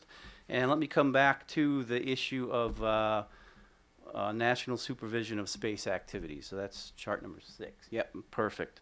Let me just say that in recent years, and as we've seen from the previous panel today, it has become increasingly apparent that for the U.S., our existing licensing framework for non-governmental space activities would not by itself enable us to fulfill our Article 6 obligations to authorize and continuously supervise all outer space activities. This was mentioned as well today, so I don't want to go into detail. But just to say that this is not because the Outer Space Treaty categorically prohibits any of the proposed activities that are in the category of new space. In fact, it's just a matter of having the appropriate mechanisms in place for the U.S. government to ensure that these activities are in conformity with the treaty. So we at the State Department are committed to working with other executive branch agencies, with industry and with Congress to find a solution to filling what we perceive as some gaps in our current regulatory system. Next chart, please. So following 2 years of hard work and productive dialogue within the government, the current administration transmitted a report to Congress in April 2016 outlining the need for a new authorization framework and proposing legislation to address this need.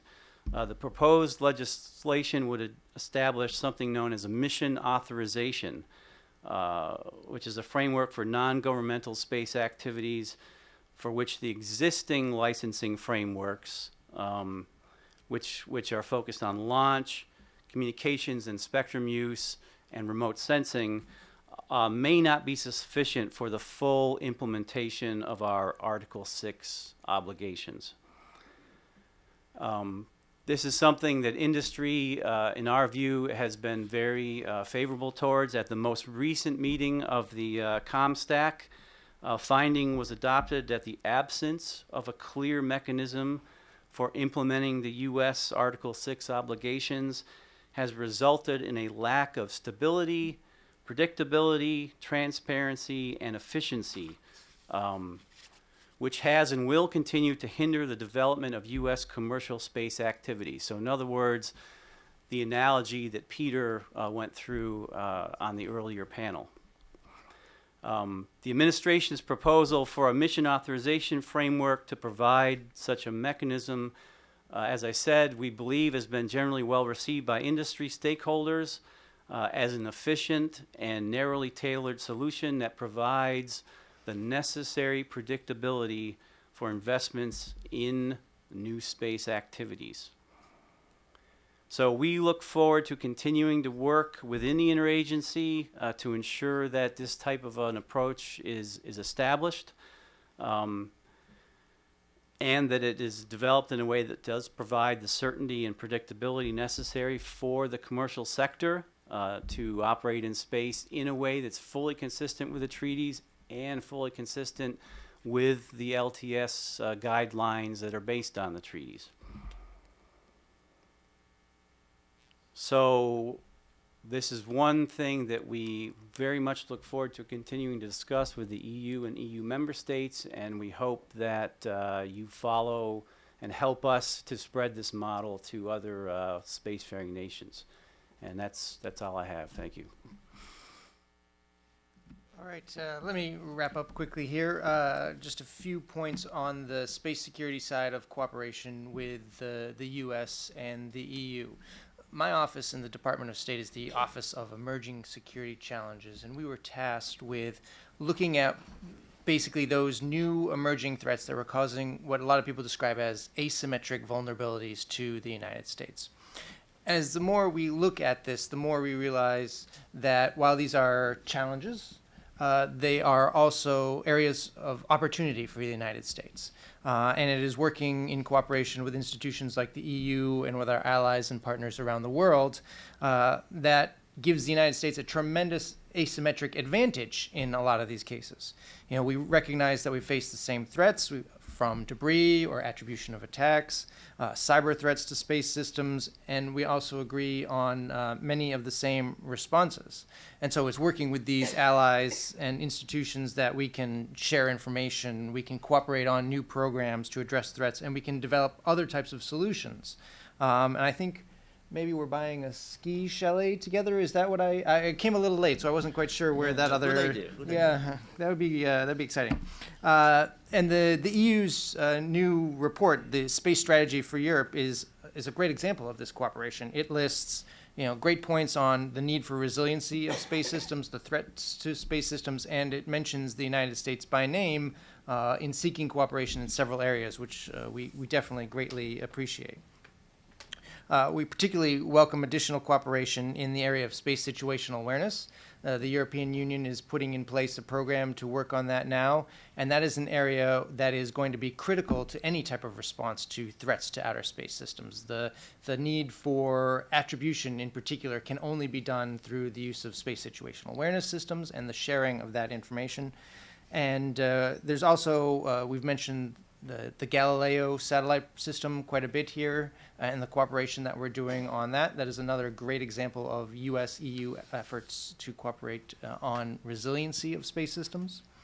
And we also think that there's other opportunities in this new space strategy, such as interoperable satellite communications and the use of space for maritime domain awareness, which is a big focus of a lot of our efforts.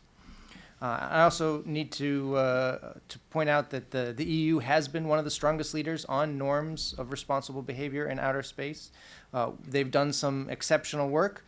We've heard a bit about it today, and I think that the work that they have done has been truly foundational in helping move the international community along towards the goals of having responsible actors in space.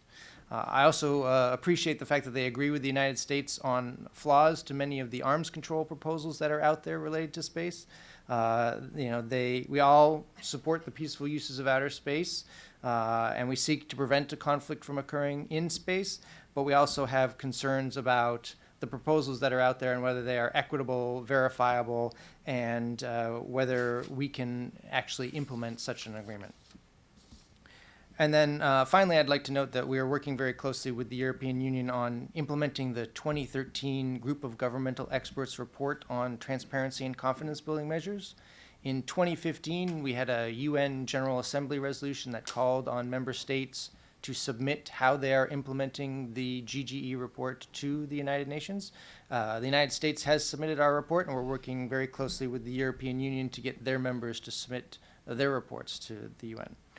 And finally, an area I think that we need to do more discussions on is the link between cyber threats and space systems. We need to be talking more to ensure that as we cooperate more on space resiliency, that we ensure that that we've identified and discussed threats to potentially ground systems or cyber threats to space systems. So with that very quick, those remarks, I will say I am very optimistic about the future of US-EU cooperation, and I look forward to working with the EU more in the future on these issues. Thank you.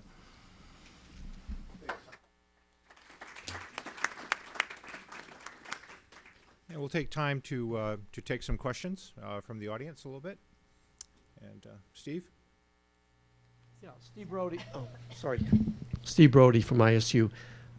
Just one topic that I hope that the international community does not have its head in the sand, New Jersey or otherwise. It's the threat to security and resilience that might come from a significant solar storm. I know the Secure World Foundation several years ago held a very good information exchange on Capitol Hill on the subject, and ISU did a project with recommendations about what the international community ought to be doing. But I wonder if some of the people here could comment whether there is proactivity going on to deal with the Carrington level. We've got the next solar cycle maximum could come as early as the next 4 or 5 years from now. And the sun doesn't follow our calendars necessarily. But if folks could comment, is there some good proactivity taking place policy-wise or otherwise, to put in place what we need to be resilient in the case of what could be a really catastrophic solar event? Maybe I could try to answer for what has been done. You are right to raise this issue because, contrary to the US, space weather has not been very much developed at EU level in the last years.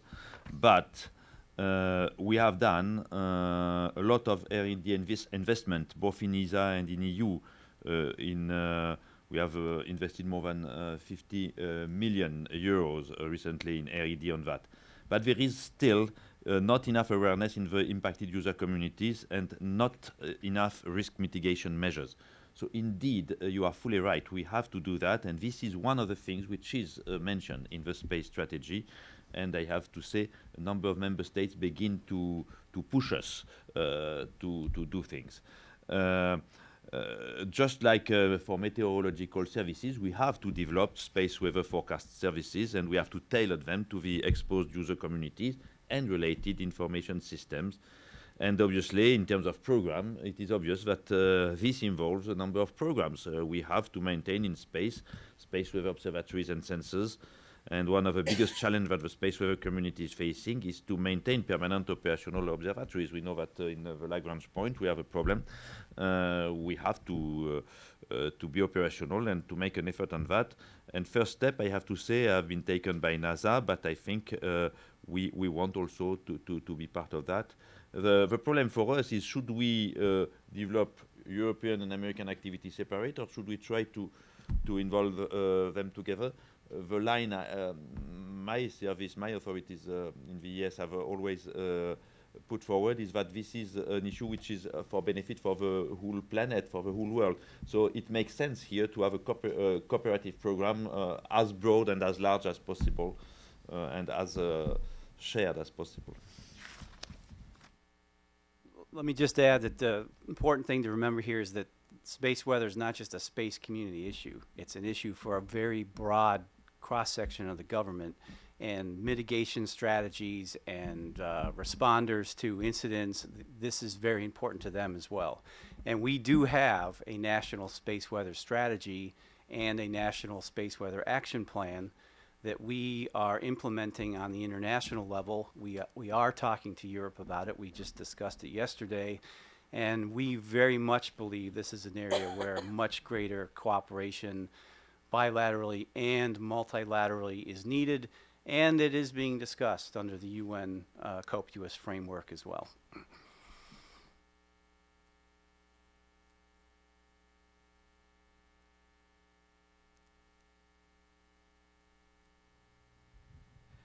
Hi. So the theme of implementing policy came up on almost every panel. Just curious from everyone on or all the previous panels. So I'm curious from people on this panel, looking to 2017, what are some of the action steps that the industry might see policymakers take in implementing some of these new changes?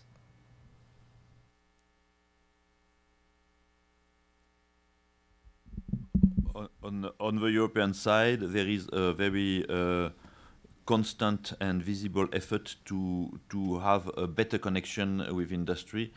We know that the way industry and EU authorities are working together in Europe is not always well understood on the US side, because the rules are not the same. On the US side, you have kind of consultations very early and permanent, while in the EU we have first to consult member states and then the industries, and the industry believes that then they are sidelined.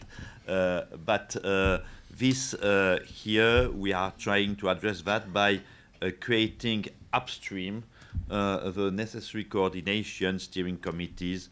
We have started when we have defined our strategy. You know, we have broadly consulted in the industries, so to make sure that what we say and what we finance will make sense from an industrial point of view, because this is something which is particularly important for us at a time where we have to evolve in a financially constrained environment.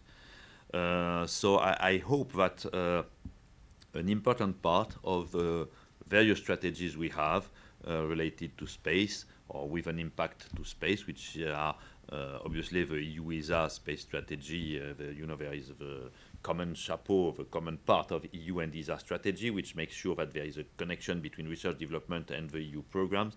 And then we have our two strategies. But there is also the EU global strategy of the European Union. There is also the European Defence Action Plan.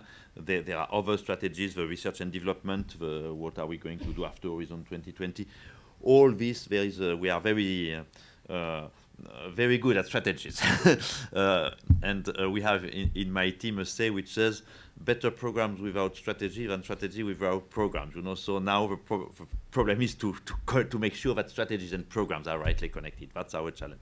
And for that, I think there are a number of already principles which have been put forward, which is precisely that we have to have permanently upstream, enough upstream to be consistent with the European regulations, enough upstream, the kind of consultations with a representative of industries. And in Europe, fortunately, when it comes to space, we are not obliged to go in details at 28 because you have a number of member states which are happy to follow because the industry is very weak. So what we have at stake is not so important. So we have a solid number of member states which have a strong space industry, but it's a bit easier than in other fields to coordinate with industries. Actually, add a little bit on that. I don't know that it will be solved in this next year, but I think what's becoming clear is the need on both sides of the Atlantic for better coordination with agencies that are not really currently part of the space discussion. Just as the comment was made about the need to bring non-space industries into the discussion, because the aerospace guys show up. We all know who they are. But extending innovation and space innovation beyond the traditional suspects to non-traditional space companies is important. Similarly, some of the most difficult issues on implementation that I think both sides have been running into have been with regulatory entities that are not part of the traditional process. So reference was made to the FCC. It's not often well understood that the FCC is not part of the executive branch. It's an independent regulatory agency. It doesn't report to the president. So the administration can all be of a common view, but the FCC will still be this independent entity. Similarly, within Europe, there is great cooperation, for example, on GNSS issues between the U.S. and Europe, GPS and Galileo. Coordination happens all the time. However, problems that we sometimes will run into are within the CEPT, the Conference on European Post and Telecommunications, or within some of the standards bodies that are very IT-driven but are outside the traditional space competencies, if you will. So space and cyber and IT are sort of expanding, and they're starting to touch upon these other areas in a deeper way. And so figuring out how we do space policy and coordination with each other is going to mean including entities that we traditionally haven't had to have as tight a coordination with. I'm mindful of the time, and I want to have time for people to talk with folks during, we have some lunches, I think, outside, so I invite you to ambush them before they get too far and talk with them. And so I won't have large closing remarks. I just wanted to say, sort of as a quick summary, that we are in an era of disruptive change. That's sort of a cliche, but on every area of the space sector you look at, you see disruptive change going on. Nothing is calm. The days of 15-year ComSats that you put up there and just generated money and then bought another one, those are gone. So even the ComSat industry is undergoing this kind of disruptive change. And so this struck me a quote taken from Thomas Schelling, who some of you know is famous U.S. strategist, and he wrote in the foreword, maybe particularly appropriate today, on Roberta Wohlstetter's book on Pearl Harbor, Warning and Decision. And this was included in a speech that Assistant Secretary Frank Rose just recently gave at the University of Virginia. And he said, surprise, when it happens to a government, is likely to be a complicated, diffuse, bureaucratic thing. It includes neglect of responsibility, but also responsibility so poorly defined or so ambiguously delegated that action gets lost. It includes gaps in intelligence, but also intelligence like that of a string of pearls too precious to wear is too sensitive to give those who need it. It includes the alarm that fails to work, but also the alarm that has gone on so often that it's been disconnected. Finally, as Pearl Harbor's surprise may include some measure of genuine novelty introduced by the enemy and possibly some sheer bad luck. And, he wrote that a long time ago, and I think we can see and think of analogies that are with us still today. And so to avoid bad luck and to prepare better, I think is the theme of the space strategy that the European Union has laid out, and it's a task for implementation that we are all going to be, I think, working on. With that, I invite you to a round of appreciation for our last panel. And thank you all for being here today. And please take the copies of the space strategy over there so the poor people don't have to take it back to the office with them. Thank you.